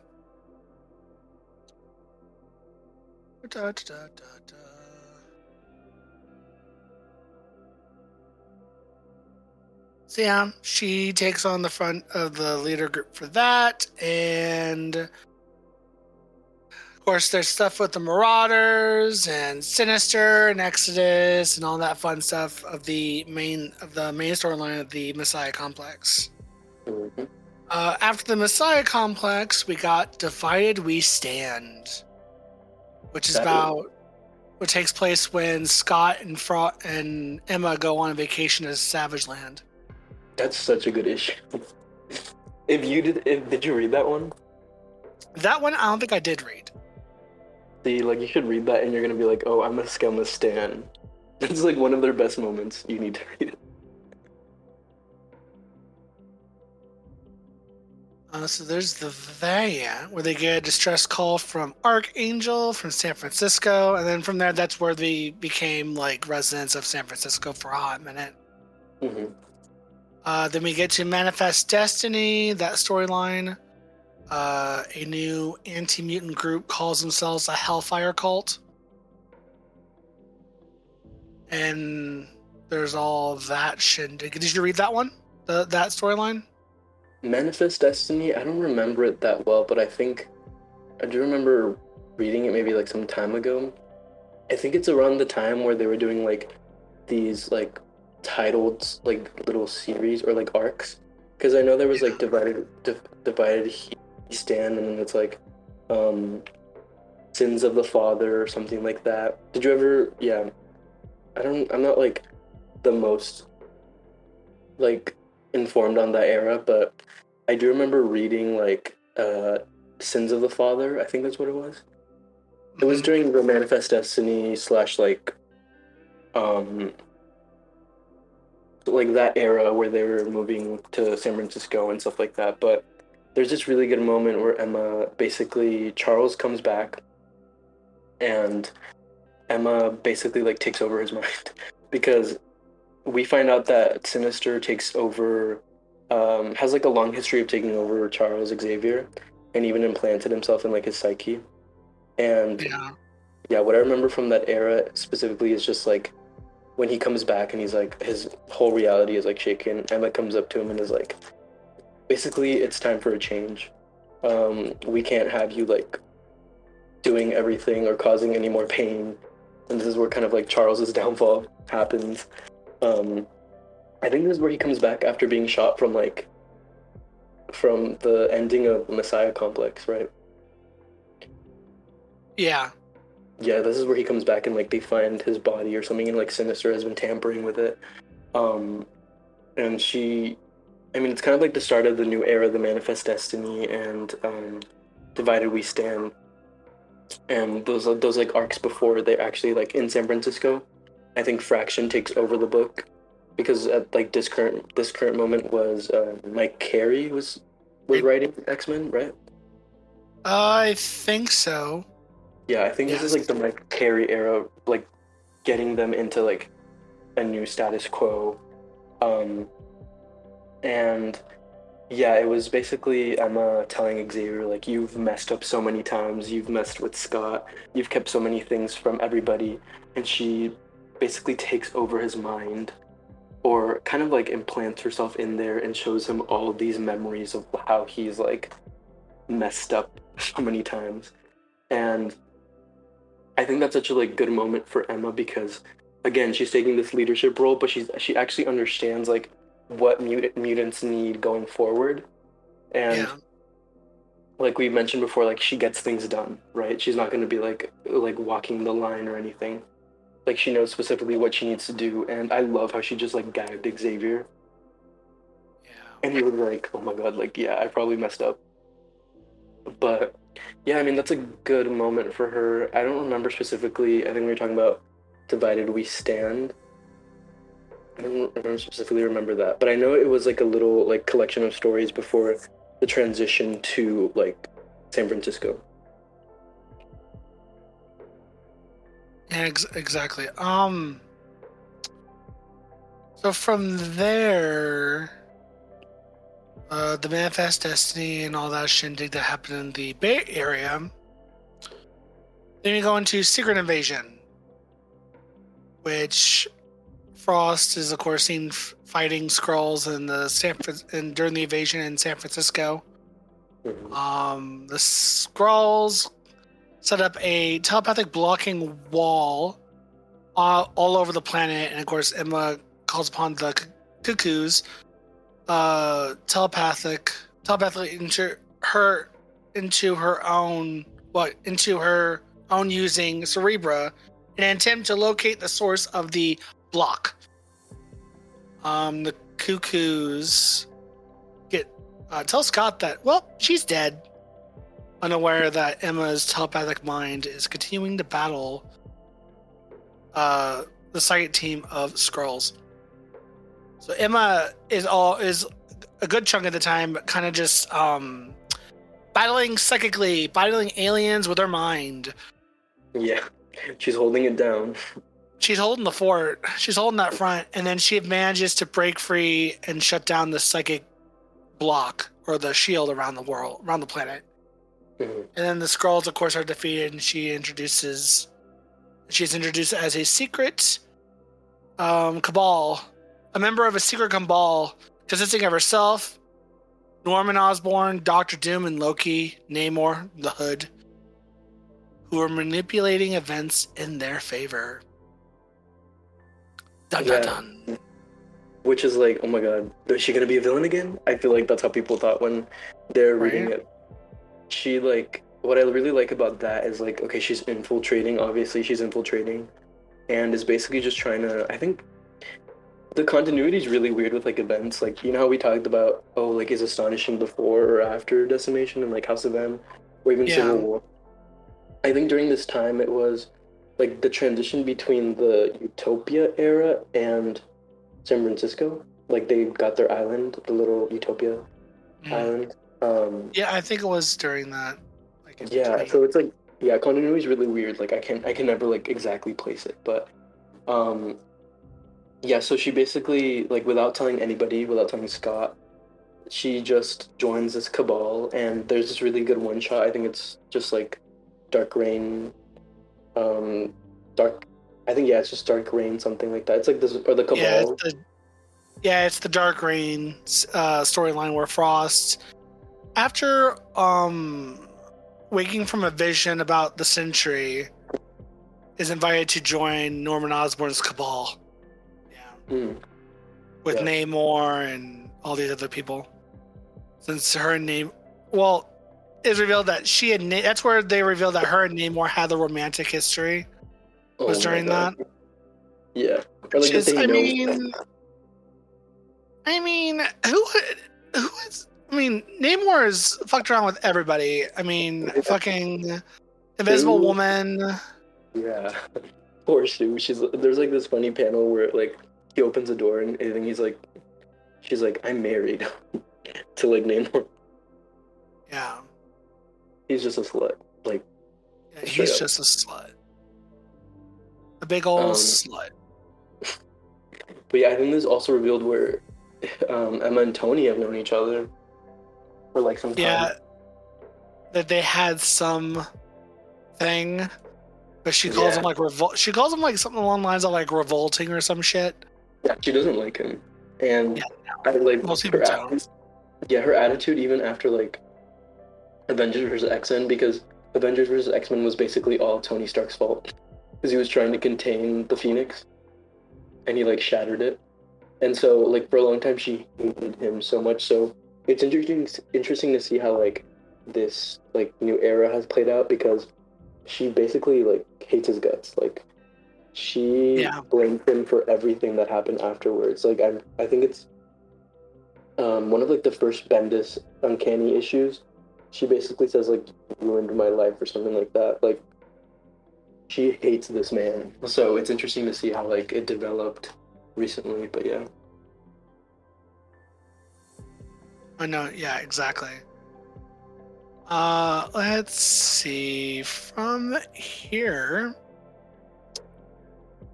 Oh yeah, we get into the Avengers vs. X-Men. Oh, sorry, there's the Sisterhood of Mutants, but we don't need to talk about that. That's shit. That's trash. What if I said I really love it?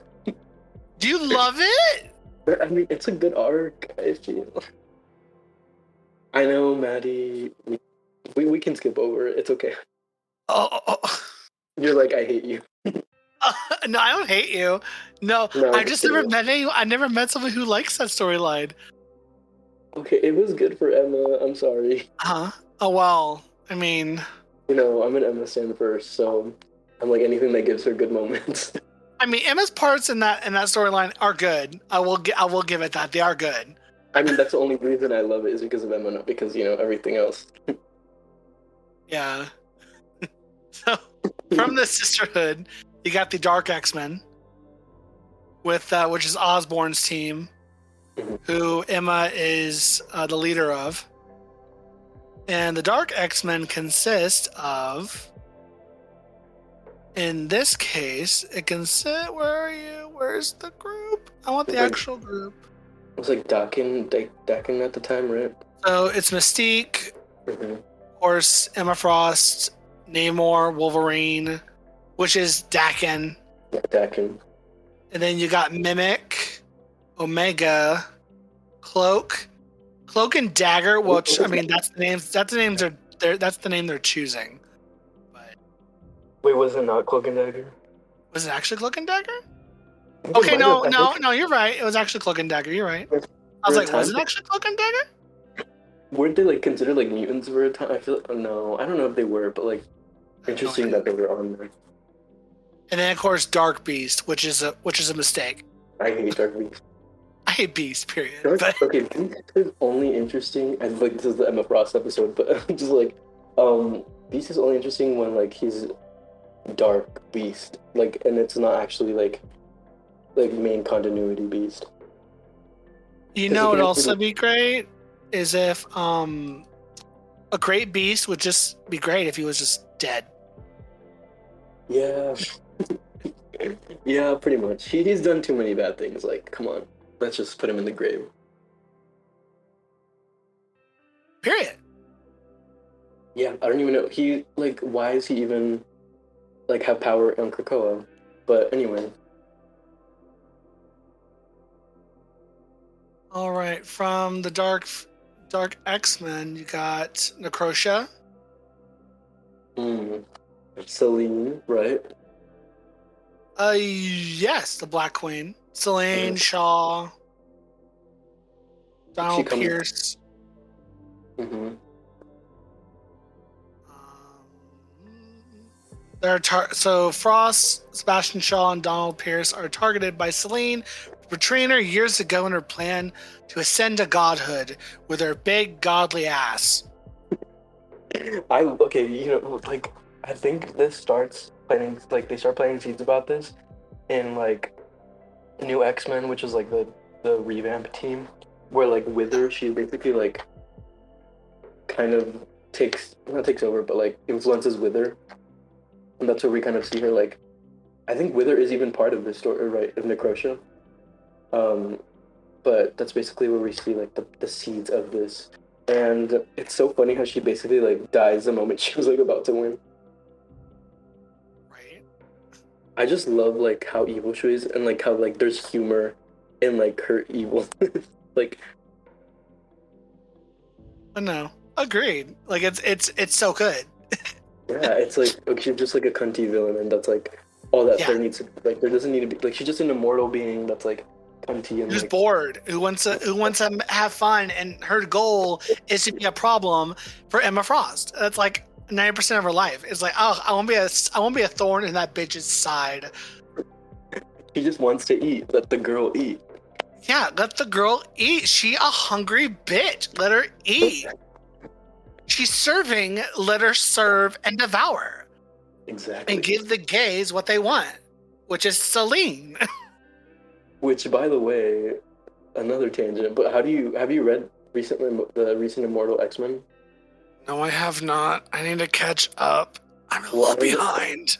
That's fine. I don't want to spoil it. I'm assuming I saw that she potentially is back again. Very much back, but Oh, thank God, the Queen's back. Oh, I thought that was a rumor. I was like, please. I know she died, air quotes, but like the bitch comes back. Bring her back. So I'm glad to see that she's alive. yeah, she's like done justice kind of, but also like she's interesting. I think you'll like It's it. in her own way. Yeah, she's just like fun. She's just there, like being evil. Perfect. Yeah, I mean, just be evil to orcas. That's all you gotta do. You'll see.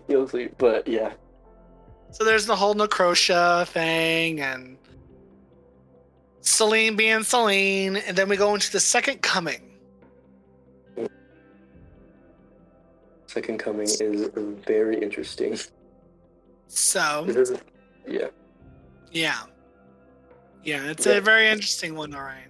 It starts when Hope comes back from basically being like chased around time by Bishop. Which And Bishop's a whole another bag of worms. oh, I hate that era for him, but now I'm kind of rooting for him. Like, we kind of need him to be like, I mean, he is kind of a hero now, but like, he deserves his due after being portrayed as like a crazy maniac. I mean, he's still kind of a crazy maniac. I mean, there's that whole little tangent here. I mean, in the whole debate of, I remember, I think it was obviously it was before the fall of X. It was during when Jean and the X-Men were dealing with God, what are they called? Oh God, this group of aliens. Wait, was this? This is before Krakoa? No, this is before the fall of X. Oh, okay. Jean. Oh, the Brood. Yeah, the Brood. The Brood. This is during the Brood. And when Jean Grey called out Scott because Scott was talking about doing genocide, she's like knocked off his visor and she's like, talk with your chest. What'd you say? Genocide? What? And then there was a whole panel of that group chat with Scott and Bishop talking about genocide, and the girls are just like, what? No, what the fuck? Like, let's clone Scarlet Witch and like. Yeah, because that's good. Exactly. I'm sorry. Bishop, Okay, I wish you fucking would. Because you know what's going to happen? Literally all the mutants die again. All the mutants going to die again, and or Scarlet Witch, Wanda, is going to be knocking on your door and be like, what the fuck is this? Literally, and he even said like, "Oh, make her say like no more Brood." Like insane. Girl, that's not gonna. That's just gonna be. That's not gonna end well for anyone, especially you, because she'd probably knock you into some weird vortex time loop bullshit or chaos magic. I don't think it'd be smart to fuck around with Wanda and find out, because you will fuck around and you will find out. Yeah, he's kind of crazy, but you know what? If you ever get to like Children of the Vault, like the new series, it's Cable and Bishop. Yeah. I like it. Yeah, but Bishop should be put on a list, honestly. Yeah. Sure. With the whole Brood thing, again on the tangent, with the whole Brood thing, sure, it's the Brood. Yeah. But where is it going to stop? Because sure, you do the Brood, take care of the Brood, genocide the whole Brood. Then there's going to be another alien group or another group. You're like, oh my God, let's genocide them. And then it's going to become a downward spiral of just genocide. It never just ends with one. It never ends with one. Yeah. That's why I'm like, oh, red flags. What was Scott and Bishop. Oh, so you were siding with Jean. Oh, I was siding with Jean hardcore. Yeah. Hardcore. I mean, and I remember when Twitter was all over itself talking about how Jean is like abusive, like be serious. Abusive to Scott, and I'm like, he's talking about genocide. Hello? What do you mean? No, that was such a good scene. Like she like held his eye beams back, and it was drawn so well. It's so good. It's so good because she's basically like, talk with your chest out, puff out your chest, bitch. Say it again. I want to hear you. I want to see your eyes when you fucking say it. It's like, look me in the eye, say it again. Yeah, exactly. Anyway, back to Emma, because I already did an episode on Jean. I can't do 2 episodes on Jean. Oh, that Jean episode will probably come out in November. Okay, I will be seated for it. I will send you. I will notify you when that episode's up. It's one of my favorite ones. I just love Jean. Anyway, so the second coming, Hope comes back. She's like, I'm Hope. I'm back. Ooh. And yeah, Hope comes back. Yeah. And everyone sides with her, and that's when the Phoenix Force is like, oh my God, she's the chosen one. Oh my God, let's all back her. And that leads right into Avengers vs. X-Men. Yeah, the interesting times. We've talked Avengers enough. versus I won't X. interject because I've talked enough about that. Avengers versus X-Men. Where do I even begin? First off, she's serving when she's won the Phoenix Five. She's serving. Literally one of her best looks. Like Oh, let's it's stop that. just so fucking good. And the design is just chef's kiss. But the Phoenix fucks her up. Yeah. It's not pickles on roses. It's not daffodils and daisies having the Phoenix Force. Especially if you're not meant to have it. Which it isn't her first time like being possessed by the Phoenix Force. Huh? It isn't even her first time like being possessed by the Phoenix Force because no, it's not. Yeah, because in End Song, like Phoenix End Song, she basically gets possessed by the Phoenix. Yeah. And she has like this black dress, which I really like, but she like gets dark phoenixified. But yeah, it's interesting how she also has like a connection to the Phoenix, so it only made sense that she would be part of the Phoenix Five. Of course. It didn't work out for her the first time, and it sure as hell didn't work out for her this time because having the Phoenix kind of shattered her psyche for a hot minute, and she's still dealing with those ramifications of that to this day. Crazy, in some like way, shape, and form. Back, she's so like connected to like the Phoenix storylines. That's why I'm like, you can't take away that she's like so iconic. Like she's at every big moment of the X-Men. She's been there, you know. Yeah. And with the whole Avengers versus X-Men and the death of Xavier by Cyclops, I get it. Justified. Like, I get it, but Cyclops, babes. Xavier is a problematic little bitch. He most certainly is. But killing him, I mean,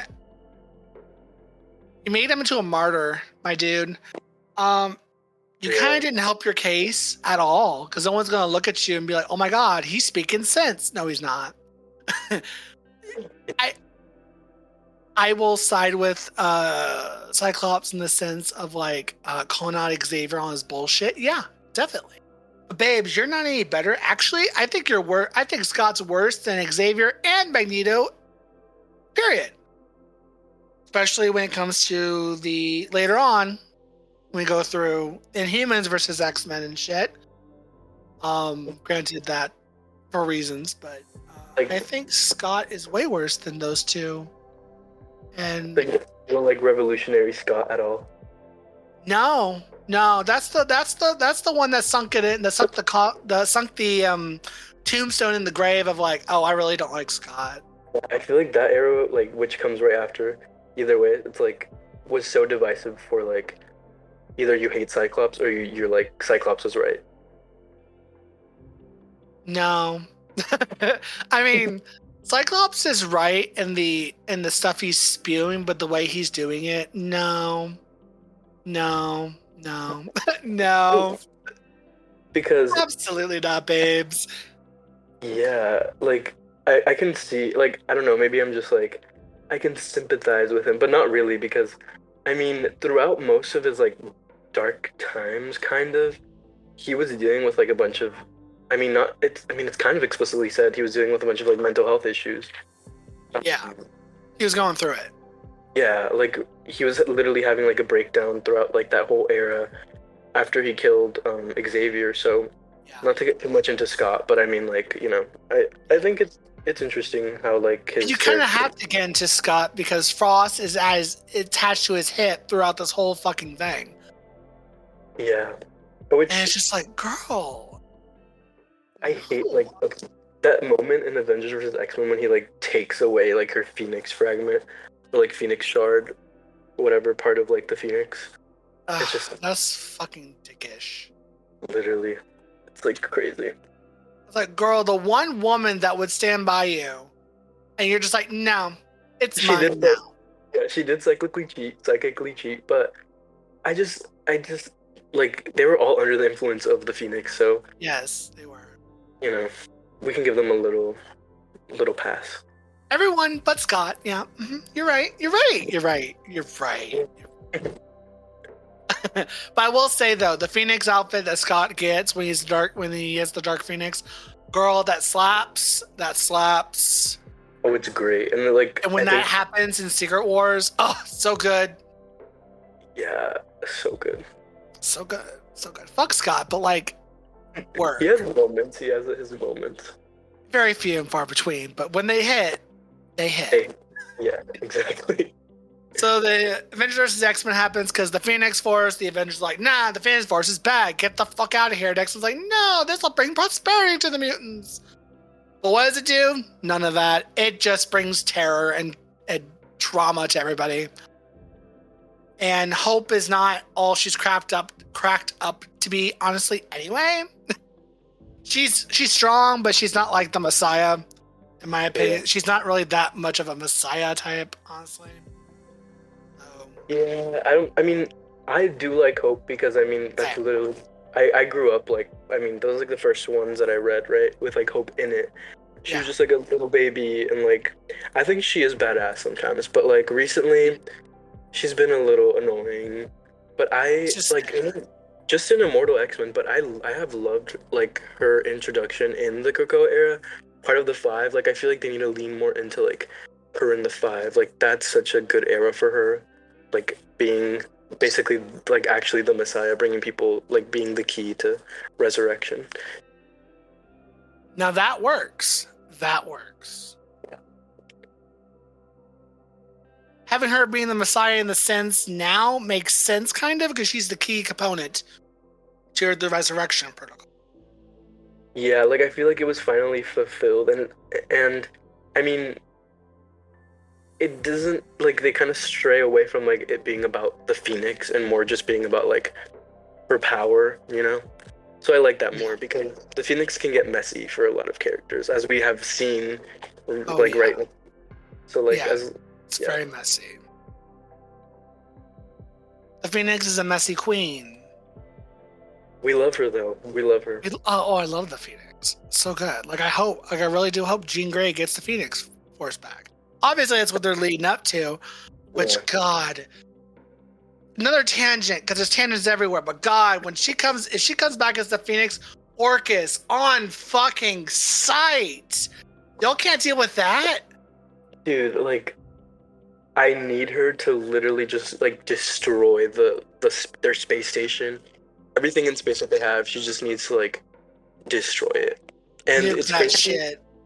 Because I don't know if you remember, there was, like, I've seen a lot of people kind of bring it up recently on Twitter about how in, like, House of X, like, they mention how there's, like, a Sentinel, like, factory in, like, some, like, Saturn or something, I don't even know. And it's like, Jean needs to go there and destroy everything. Like, she was about to, like, end the whole of Orcus, but Moira had to do it.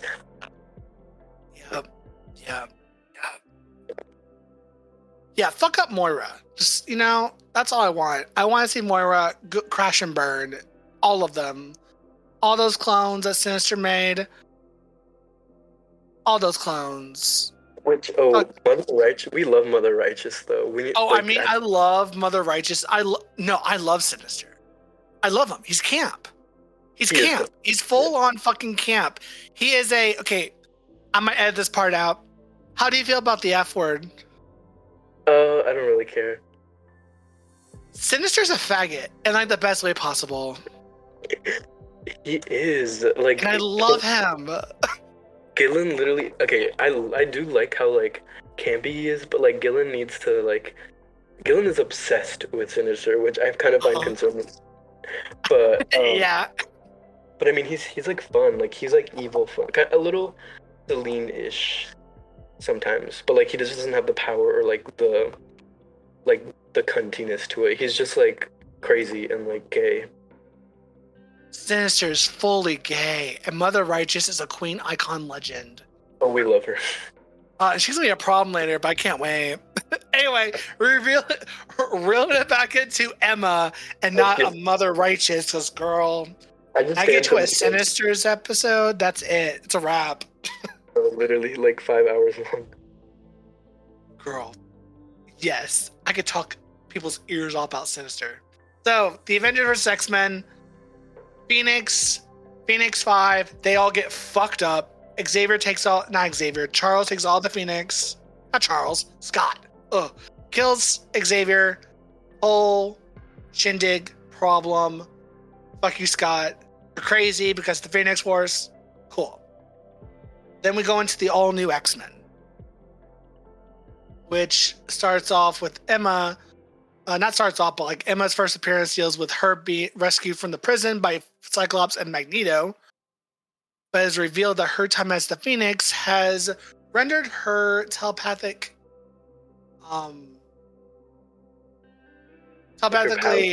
her powers are fucked. Yeah. Basically.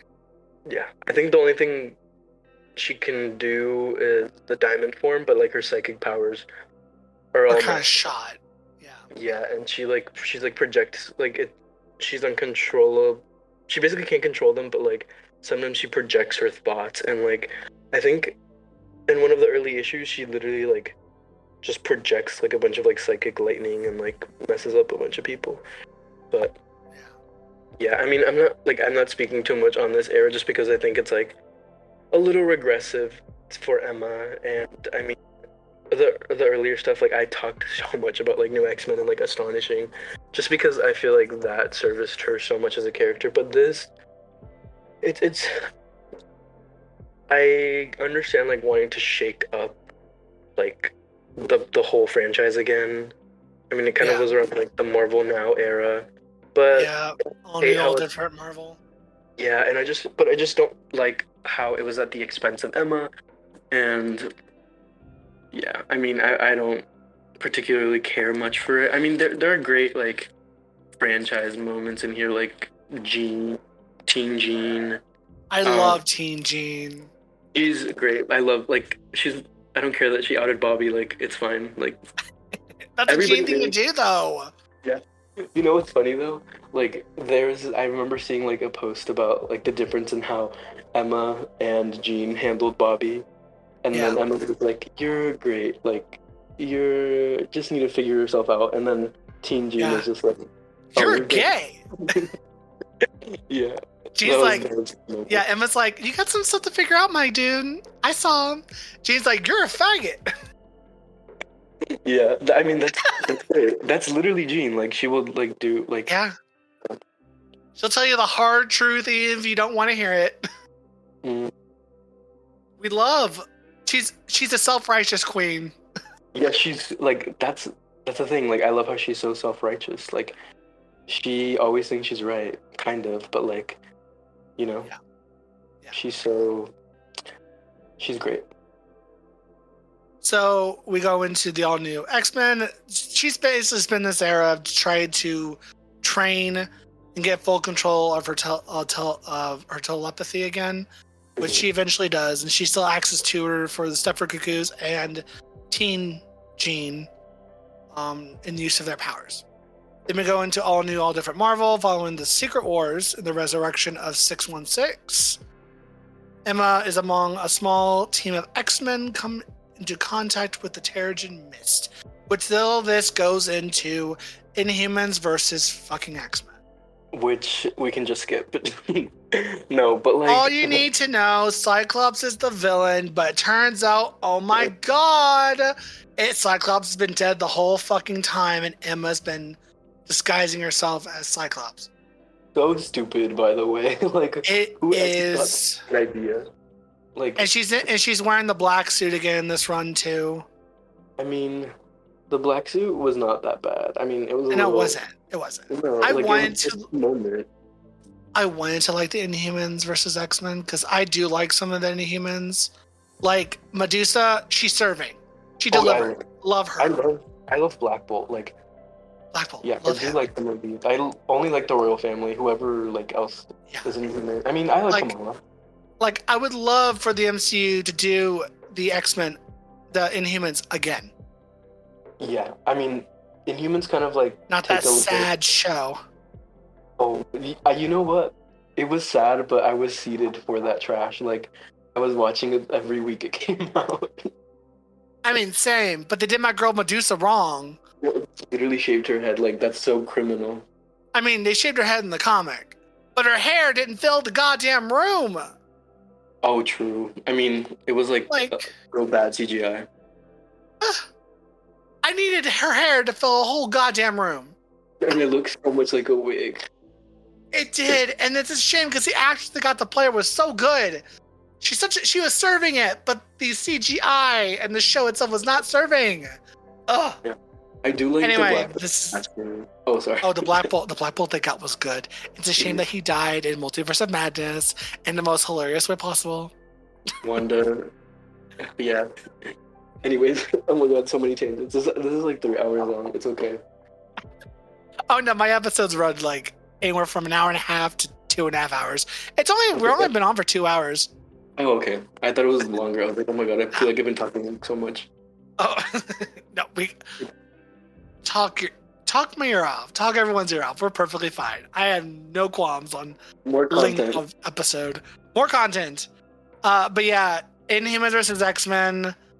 Nah, I wanted to like it, but I didn't. That's all you need to know, though. Scott died a long time ago from Terrigen Mist, and Emma's been faking it as Scott this whole goddamn time. Then we go into Secret... Character assassination at its finest. Oh, exactly. Then we go into Secret Invasion. Or not Secret Invasion, Secret Empire. Sorry. Secret Empire, now that shit was good. I like Secret Empire. I loved Emma's role in the main Secret Empire series because she was like basically doing everything for mutants. She was like controlling her little island. I think it was, like, she was the leader of the mutant nation. I forgot what it's called, like New Teen. New Teen, yeah, somewhere in California. Yeah, and like she was like controlling like Zorn to look like the ruler and stuff like that. Yeah. I did enjoy that, and like I think towards the end she has like a conversation with Cap, and she's like, I was just basically doing everything that I could for the mutants or something like that. Yeah. And I mean, she has a good moment there because again, it's like, okay, she's a villain, but again, they try to make her a villain again, but they still show like that sensibility of like her wanting to do the right thing for mutants. But where I do have an issue is that there is a tie-in with X-Men Blue. And the whole arc is like basically the 05, like the younger 05, is basically they go to New Teen, I think. New Teen, yeah. And Emma's there, and she's like portrayed fully as a villain. And I hate this interaction that she has with young Scott. And he's like, I won't let you use me like you used him. And she's like, oh, it won't hurt, blah, blah, blah. It's like a weird, like, writing and weird dynamic that they tried to do with, like, her and, like, young Scott. Very off-putting and, like, just adds to, like, the whole kind of misogynistic thing about, like, oh, if she's not with a man, she's not, like, right. But, yeah, I did have an issue with that. And I just think it's, like, very regressive again, and is really weird because it strays from like the main plot of Secret Empire where he is doing it because for mutants, and then like I just don't like the characterization, and there was like a lot of backlash to it. I know a lot of like my Emma mutuals like hate that run, and there was kind of some drama where the writer like what was his name, Colin Bunn, was like he got a lot of backlash about it because basically I don't know if it ever was revealed, but it seemed like there was like this mandate, like editorially, to like have to make Emma Frost a villain or like make her one, especially after, I mean, in Humans vs. X-Men, like they were trying to phase out like the mutants because of the whole movie rights. Fox and which is so stupid. Like, how are you gonna get rid of your most, or try to get rid of your most iconic, literally best-selling? I mean, it kind of did. Unfortunately. For a short time. And thankfully it didn't last very long. Thankfully Hickman saved us. No, because it didn't last very long, because freaking Disney's like, we're just gonna buy them. We're gonna buy the whole fucking company. Which, I don't know how I feel about that, because MCU's been a little weird recently. I don't know if I trust them with my X-Men, but yeah, it seemed like there was like this weird like editorial mandate specifically towards Emma, because I mean, young Scott was like there, and he was Do you like Young Scott? Like his past version? He's all right. He's better than his future self. I thought you would say that because I mean, like, he's very opposed to what Scott became. So he's like Yeah, trying to be different, trying to be better. as quote he should. Yeah, I like his little mini series that he has. But yeah, but I mean, like, there was respect for like the '05, like the original five, the younger ones. But it seemed like, okay, how do we get the plot moving forward? We make Emma a villain, which I just really don't like, and I've expressed so many times. But yeah, a lot of weird, like, writing choices in that arc. But Secret Empire itself, I thought was great for Emma. I mean, like, she was serving, she was in charge.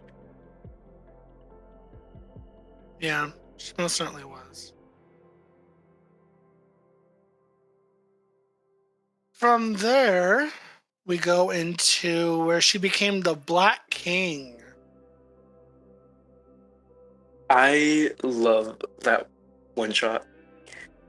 I think that, I mean, Leah Williams doesn't get credit enough for kind of starting to um like starting to move Emma in a different direction even after everything that had like gone down. Mhm. Um because I mean, she basically takes over the Hellfire Club and like beats Shaw up. And there's like really good moments in there. I really like Leah Williams and how she writes Emma. Um, there's like a good moment in the Krakoa era.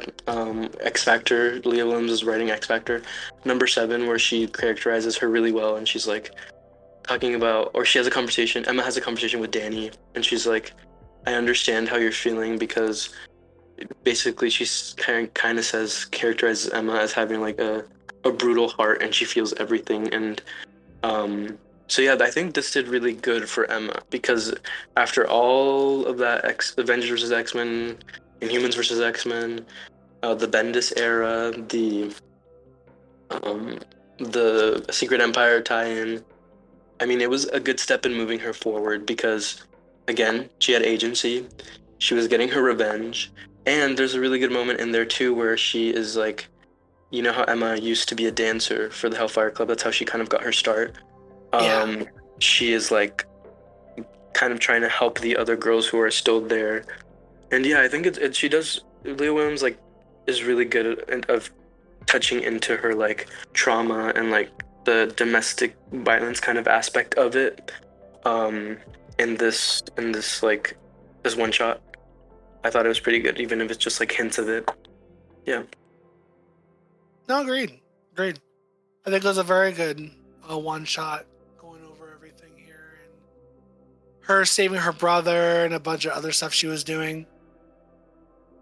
Yeah, very good comeback, but I mean, it didn't really last that long. But Hickman saved us. Oh, God. The greatest. This is where we're finally at the present day. Yes. The nation of Krakoa. The start of House of X, Powers of 10. Oh, I love Emma in this era, in our current era. Well, hopefully soon to be over era, but No, sadly. I know. Oh God, that's so good. She basically has become the third to Charles and Eric. Yeah, she's like the founding mother of Krakoa. Yeah, she's the founding mother. Exactly. Because at this point, she's been through a lot. She's done a lot. So she ends up being like the third trifecta, part of the trio of Charles and Magneto, and forming the Mutant Nation. Because her stuff is, this part was funny. They approached her and she was just like, what the fuck? And then they told her what they wanted to do. And she's like, you know what? We'll do it. We'll try it one more time for the kids. Yeah, she's I like, love that. For the Yeah, kids. like, I love how her like iconic line is like, for the children. For the children. Yeah. And like I feel like people could clown her for that because I mean, like, a lot of her students have died. But like her whole like, I mean, the thing that drives her is the betterment and just kind of like the security of mutant kind. Like that's her whole thing. I mean, it's been a thing since like she's experienced so many like death, so much death, and like in the mutant, like seeing her fellow mutants or even her students. Like she survived Genosha. Just like she understands what like mutant kind needs basically. And I thought it was great that they brought her into it because it's like who else would understand how a nation would work? You know, she's very I mean she was very wealthy, you know. So even in the Hellfire Club she was still wealthy even after she split like with her father and like rejected the wealth that they had. She understands like how to run. She's basically like a girl boss. Like she understands how to run a business. Oh And yeah. I love how they put her in charge of like the whole even governmental stuff. Like she is a representative for the mutant nation. As we'll see like a little bit later, she starts Hellfire Gala. I mean, like she is the PR woman. She is Yep. the businesswoman. She is She like deals with the whole international trade relations between the world and Krakoa when it comes to the drugs, and she does the black market dealings as well. exactly. And it's like everything I've ever wanted Emma to be is like this. Because no longer is she like tied down by God, like there isn't even many moments which I mean I can look back at that relationship and be like, yes, I love it, but I mean it is the kind of the problem or like the catalyst of what made Emma kind of decline as a character was like the breakup with Scott. So I mean like seeing her here without any man or like any drama, and she's just like she had time like in my head she's like she had time to think about everything and she got herself back up and they're coming to her to be like we want to like start this nation, and the fact that they thought about her instead of like Scott, like think about that. Oh yeah, most definitely. Scott's too much of a loose cannon. Exactly. And they know her, like, or even Jean, like, I mean, Yeah, Jean wouldn't want to anyway. I don't think she'd want to, but because she has a different purpose than being, and that's why she left the Quiet Council to begin with. One of the reasons. yeah, she wanted to be more of like a hero instead and like help other people. But I mean, it's just like a testament to the potential that Emma had in terms of like she is like this wealthy girl boss, and like there's more to her than just like her trauma, and you know what I mean, like her being a villain. She's just like a ruler basically, or like in charge. And I've said it so many times, and I'm like, she could literally run Krakoa by herself. I think she could. Like that's what I've always wanted, is just her to run the whole operation. Like she definitely has like every quality. Like she has a leadership aspect, she has like the PR aspect, she has like the money for it. I just think like this role for Emma is like literally revolutionary because of everything that came before. It's like this was the perfect way to bring her back into like being a prominent character after being sidelined for a while.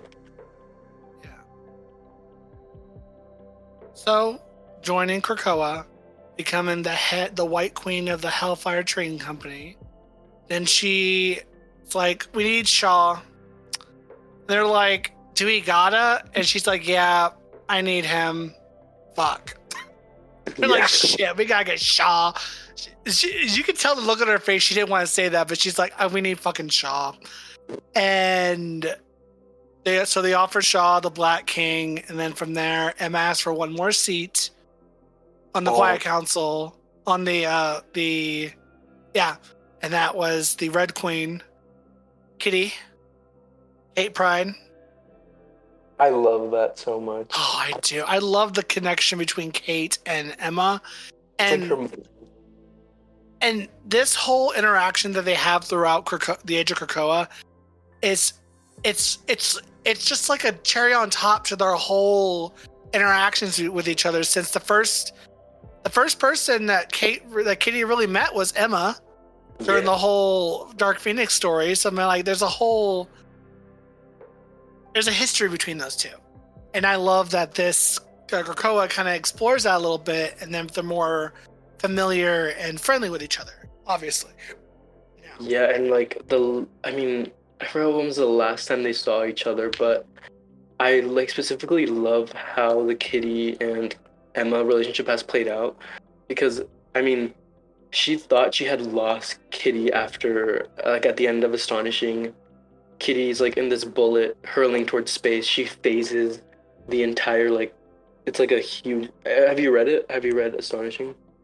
Not all of it, but you can go ahead and spoil it. It's fine. Yeah, sorry, I don't want to spoil it, but basically at the end, there's like this planet called Break World that wants to destroy Earth because of this whole like prophecy thing, but they send like a huge bullet, like the size of a planet, towards Earth, and Kate is there because she like everyone like the whole team's on the planet trying to stop this, and because she's the only one who really can phase stuff, she gets into the bullet trying to stop it, and she phases the entire like planet-sized bullet through planet Earth.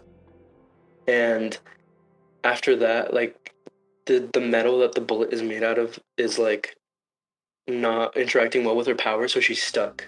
And there's like this bullet. It's like kind of funny like to think about it, but there's like this bullet like hurling towards like nowhere, like deep space, and she's stuck there. And the last like interaction before or in that era, in that run, is where Kate is like, "Are you disappointed, Miss Frost?" And then Emma's like, "Astonished, Miss Pride," or something like that. And I just think that like that is when their relationship really started, and seeing it. And then Kate comes back towards like the Fraction era, like when they're in San Francisco, I think, towards the end of it. And Emma and her also kind of have like a similar dynamic. They like they're basically take down Shaw there's like an arc where they like basically are dealing with Shaw. So I think it's like a good pairing. I mean, it's kind of reminiscent of like that arc in Matt Fraction's X-Men, but this is done so much better because they're in like such a better context, and like they've had all the experience with the relationship that Emma is like, I need to have my daughter on the seat, like have a seat at this like council.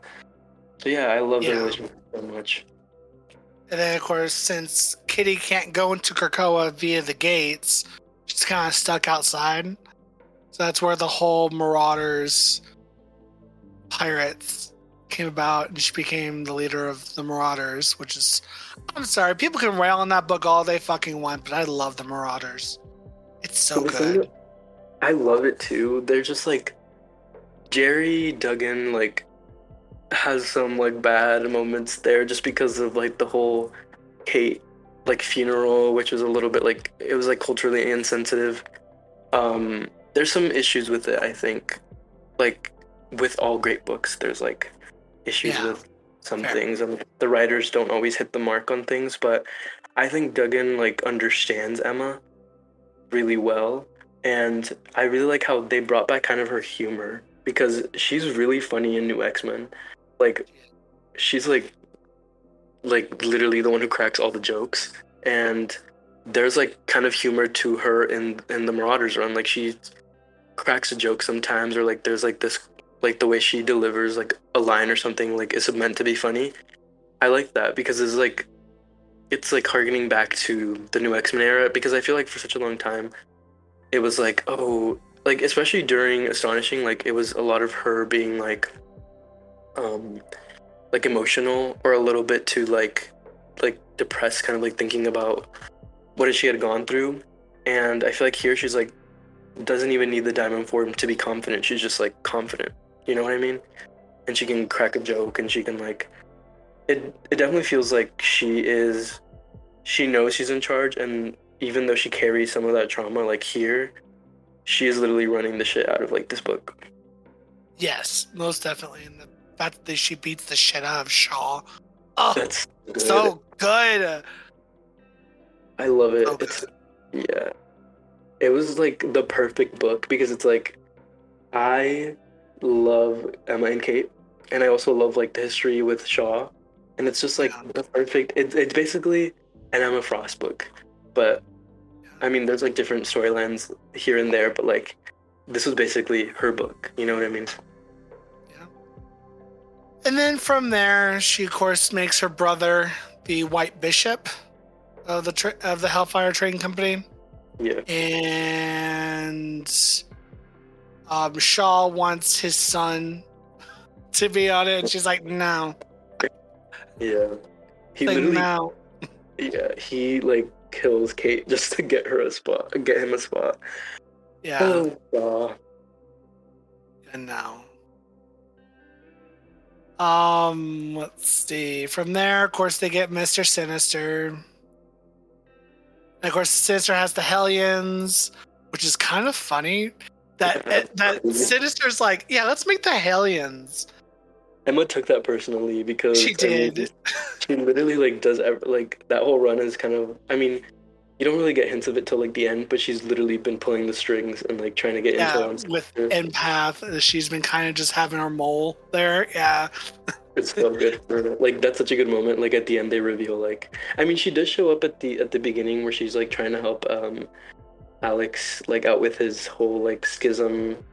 You know, like during schism, Alex had like his mind split or something or taken over, and she's like yeah. trying to help him. So I do like how she was incorporated into like the series because I mean it's called Hellions. Like that is It's her. Emma. It's her team. It's her kids. Yeah. Her band, yeah. And of course, the formation of the Hellfire Galas. Ugh. Iconic. Literally like changed Ugh. history. I love the first one. It's so fucking good. And that it's because the very first one that kind of shows the what do they call it? The relationship between Jean and Emma.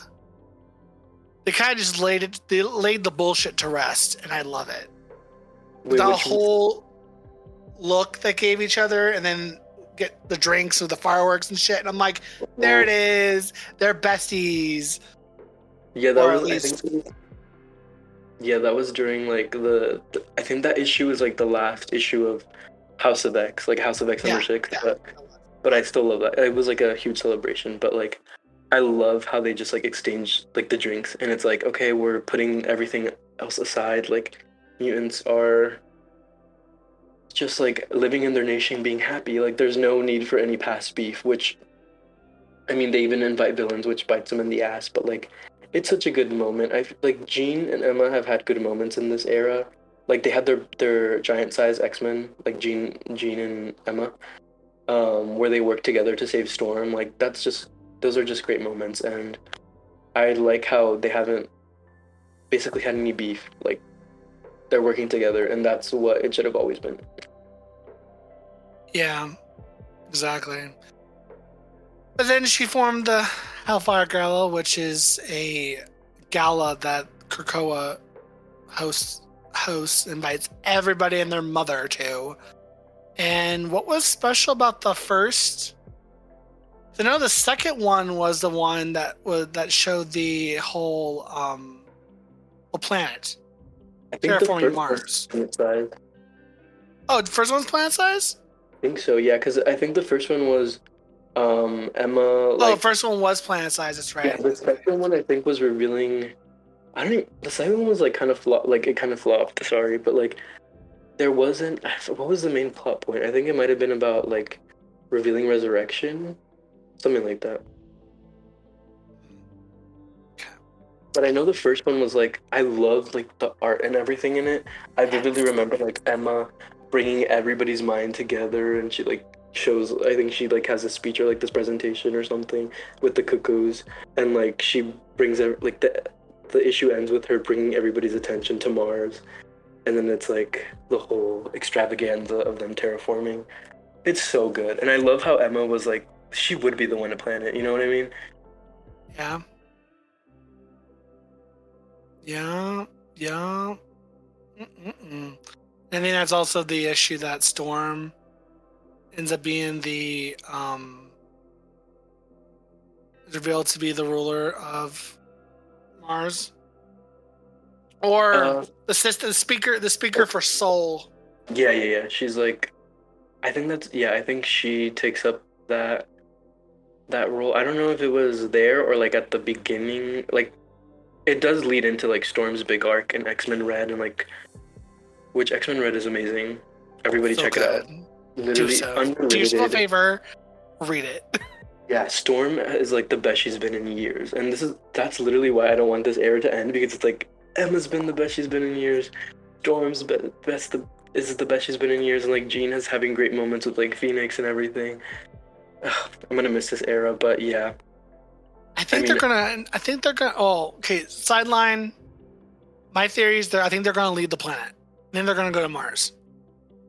Yeah, either Mars or like space, because I feel like Something. yeah. Because I don't see them staying put on Earth anymore after they finish the Orcus bullshit. Yeah, I don't know where it's I don't going. see it. Yeah, especially because I mean, I wonder if resurrection will even be a thing. Like, there's so many questions about what's coming up, but I don't know. I feel like would they leave? I mean, I want to see what Emma and Jean's reaction would be to like them actually leaving, because I know Jean for sure like has a whole Phoenix Foundation to like bring dead people back, basically. Yeah. So I mean, it's interesting if they like cut all those like loose plot ends and just leave. But yeah, I mean, this era is perfect. So who knows what happened? So, from the Hellfire Galas, as well as this last one, which the look on Emma's face when shit hit the fan, she's like, "What the fuck?" And like that panel where she has like blood on her clothes And her like, face, and she's just like, "What the fuck?" Look on her face. Oh, it's so good. Yeah, and I love how she took charge. Like, it was so good. Like everybody resisted, and she was like, basically, everybody, let's get everybody together. And so sad, by the way, about Lourdes Chantel dying. That's like, Yeah. we didn't even get into that, but like the whole Jerry Duggan has like done really good things for Emma this era, and one of the things that I think was the best, apart from Marauders, is like the Devil's Reign crossover with X-Men, and it was just all basically Emma's story. And I think this is even brought up in like the Marauders issue. Like, there's a flashback to Lourdes Chantel and her being brought back about how like Shaw would abuse her, and they faked her, like Emma faked her death at the first Hellfire Gala.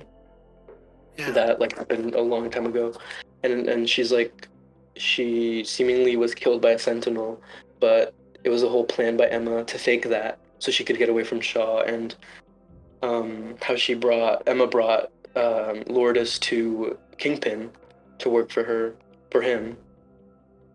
So I mean, it's really interesting, like the whole like rehashing of her like background, or her backstory. Like, I feel like there's always like additions to Emma's backstory, which I love, because there's so much to be explored. Like Lourdes being back and like not dead, I think was great. And so everything that she did for her, and seeing her die this Hellfire Gala, was like literally so sad, because she had just got her back. And I think that's like what kind of made Emma snap a bit, and she was like, she's getting shit done right now in like the main titles. So I just love how she like took lead. And I mean, she's like a survivor, so it makes perfect sense for her to be at like the forefront of the resistance. It's so good for her. I just love it. Oh yeah, this is my favorite era of Emma. Like, She's serving, and every week, like in the X-Men issues, there's like an Emma moment or something, and it's just like, yeah. I'm being fed so much. So of course you got all her events that she's dealt with in Krakoa. We can go into all that, but that I don't want to spoil too much of that, honestly, because that's still relatively new enough where you all can go read a lot of that for yourselves, as far as the smaller stuff. But Emma Emma in the Sins of Sinister Emma, so good. That was great. Like, I know how I'm like, oh, I don't like her being a villain, but this is like classic Emma being a villain. You know what I mean? Like, Yeah. it's not like, oh, it had nothing to do with like Scott or whatever. It was just like her. She's just like a villain, and her mech suit, and her becoming like the Crystal of Sidorak, and like her having her red diamond form, and fighting Storm. Like that's so iconic. Like only her.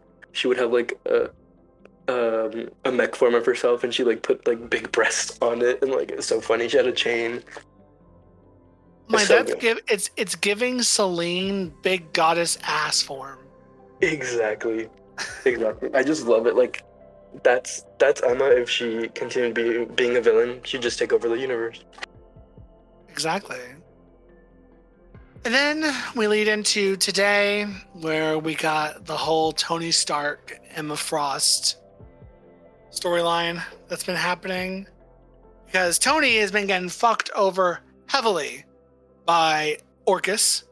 Hmm. They took his shit and his technology, and they're building Sentinels from Stark Industries, and it's fucked. It's so many ways. Yeah, So it's Tony's been engaging with Emma, and he ends up basically, I mean, he becomes part of the Hellfire Club, Hellfire Company. yeah. I mean, I don't know how to feel about this yet. Um, I don't like that this pairing kind of happened. I feel like it was a little like unnatural, but I mean, she's not really like marrying him as Emma Frost. I mean, I don't want to get into spoilers or anything, but I mean, if we're gonna discuss it, spoilers ahead. But she's not really marrying him as I Emma Frost. mean, She's marrying him as like Hazel Kendall. So I mean, yeah. it's like a funny way to like do the marriage. But I've been dreading this marriage since I think before the Krakoa era even started, or like around when it started. There was this like mini series that I read called History of the Marvel Universe, Yeah. and it had like six issues.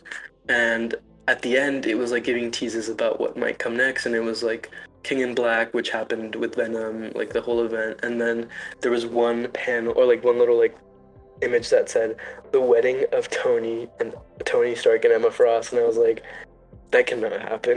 That can't happen because I was such a Tony. Like I'm still kind of a Tony hater. I hate him in like the movies and Oh. the con.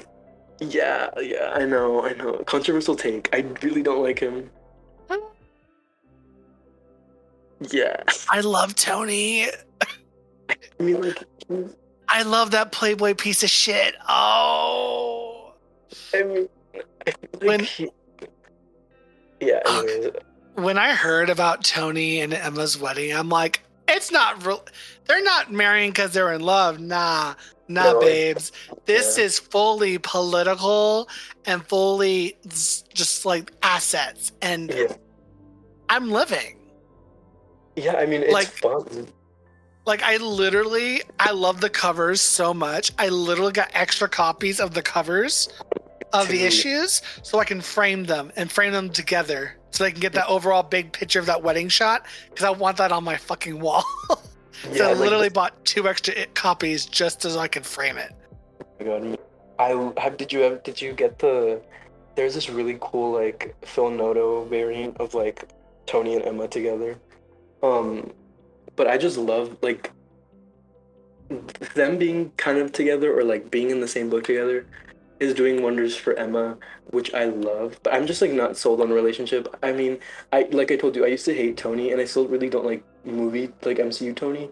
But there was like this issue during Judgment Day that like basically kind of gave him it made him better in my book because I've never really read much of Tony except from like him in crossovers, and I was like, bro, like he literally this is the reason why Emma like went downhill because of the whole Avengers vs. X-Men. So I had a vendetta against him. But then I read one of his Judgment Day crossovers, and the issue was just like centered around him and like everything he'd gone through, and like I think Kieran Gillen like was the one who wrote it, and he did a really good like overview of like who Tony is, and I finally understood him. So I'm not that opposed to it, but I mean, I just think it's really funny. Yeah, of But all the pairings, those two, you're like, what? why not Cap? Why not Cap?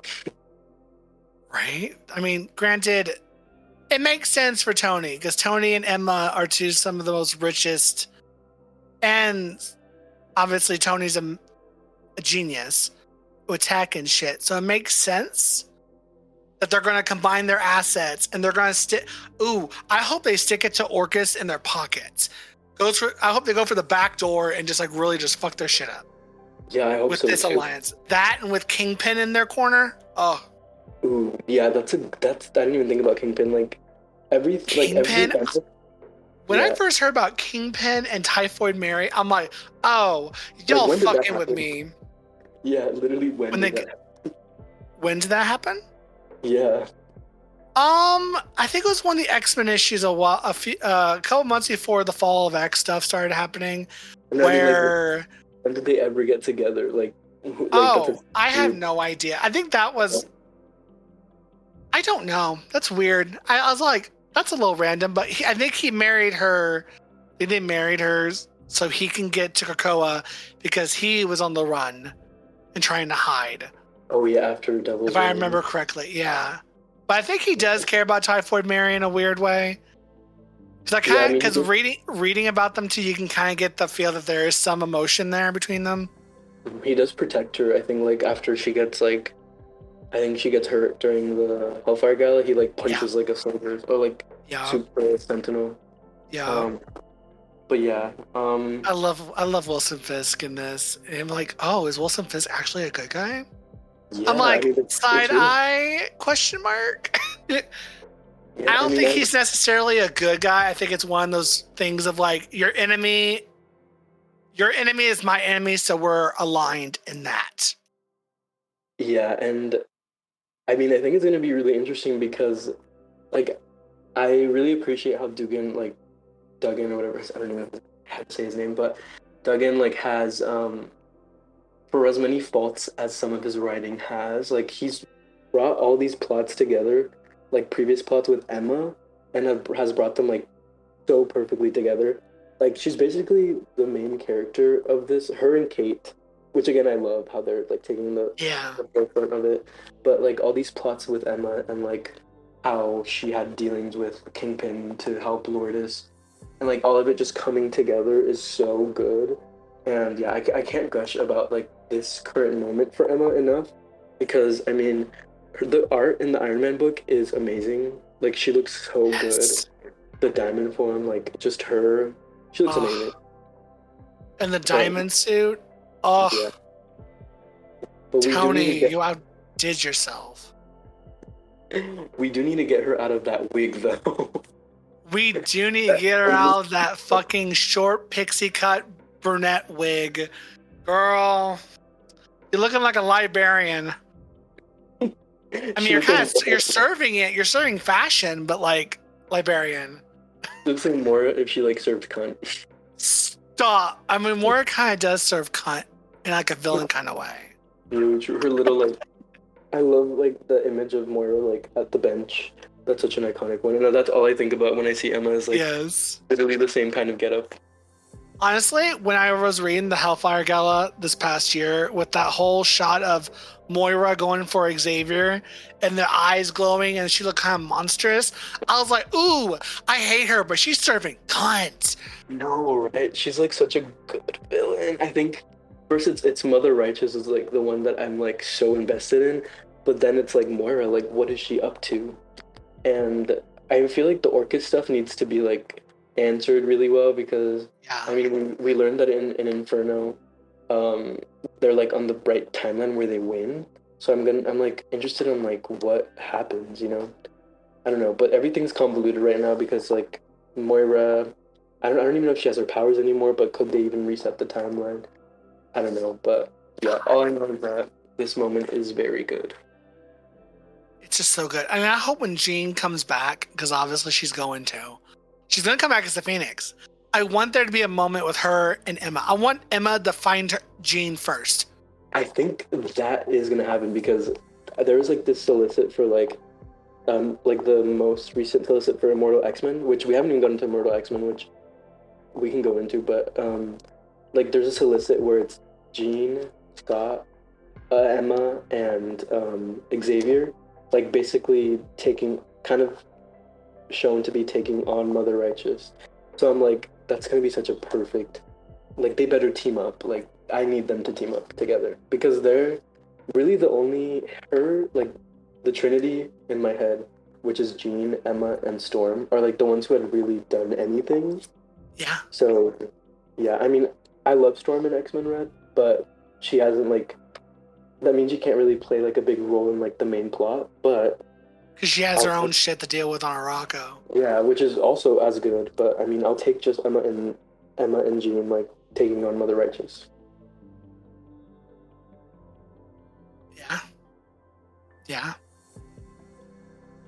Mm-mm-mm. So good. So good. We're in the good prime era of Emma Frost, ladies and gentlemen. And others. Just go read. Get it, Emma. Right? Do you want to hit on anything else? Is there anything else that we forgot? I mean, there's just so much Emma that like we probably did forget a lot, but like, I mean, she just has her moments all throughout the Marvel universe, and I mean, she was literally like when World War Hulk happened, she was there. I mean, she's been in every kind of corner of the universe, the Marvel universe, which I just love, and I think just to end off, like she deserved like the treatment that she has right now because she literally led the mutants through decimation, which is insane. Like all these mutants basically losing their powers, and I'm just so happy she's finally getting the respect she has. And yeah, I mean, she's like at her peak right now. But yeah. Yeah, no, exactly. She's at her freaking peak. And it's just so good. And I'm excited to see where this goes for her. Mm-hmm. I know What?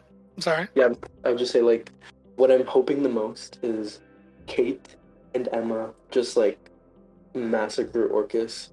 And I also just, like, there was this tease of the recent issue where she was, like, where I think Emma was, like, kind of done doing the Hellfire Club dealings. And Kate is, like, come with me and we'll go massacre a bunch of, like, Orcus agents. And then something happened, which I won't spoil, towards the end of, like, an X-Men issue. And it didn't happen, but that's what I'm hoping. I just need her out in the field, just beating people up. Yes. And I'm excited to see what happens with Emma in the next big series, what's it called? For the Fall of X? Oh, Fall of the or something. It's like... All right, it is... Where are you? Oh, gosh. Like the Fall of the House of X and the Rise of Powers of 10. Which that's already so exciting. And that's in January. That's in a couple months. By the time this comes up, that'll probably be like literally next month. Yeah, that's crazy. Oh shit. Yeah. Yeah, it's like almost done. That's crazy. Yeah. Girl. Girl, I'm curious to see what happens next. And all this shit.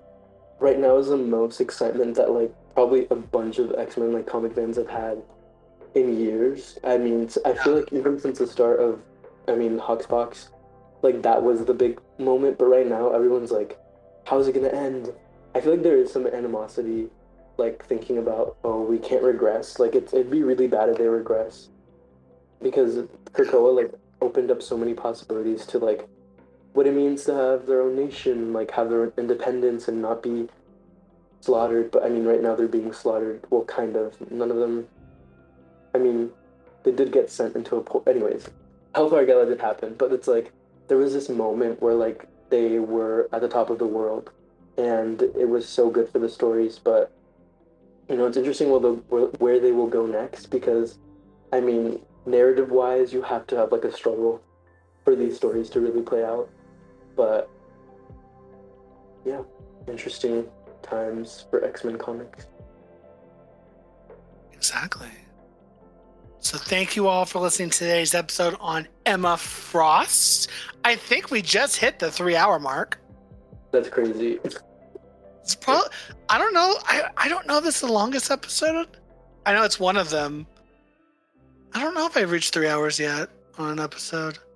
Well, I will find out. But I think this is one of the longer episodes. Not like longer episodes. I don't know about y'all listening, but I like long podcasts. So this shit is right up my personality. There's just so much to talk about. Like, Emma's just that girl. Like, yeah. So, thank you all for listening to today's episode. Catch me next time as I have another guest and we talk about another Marvel character. Would you like to plug yourself in on anything you're doing? Twitter, any other accounts you like people to follow you on? Just my Twitter. It's again GraysonMaximoff. I just like post whatever. I'm literally like kind of a blog. Not really. I just post like music that I'm listening to. Try to post like when X-Men comics come out. Like everybody knows X spoilers. Right now I've just been posting like Emma stuff, trying to get Margot Robbie as Emma Frost in the MCU. Yes. Yeah, agreed. It's just like X-Men stuff. If you guys want to follow, I just post about the comics and stuff. Yeah. Well, there you go. Link to his account. So again, thank you all for listening to today's episode. Catch me next time as I have a new guest. And we talk about another character, potentially in the Marvel Universe, or maybe DC. But until then, peace out. Bye.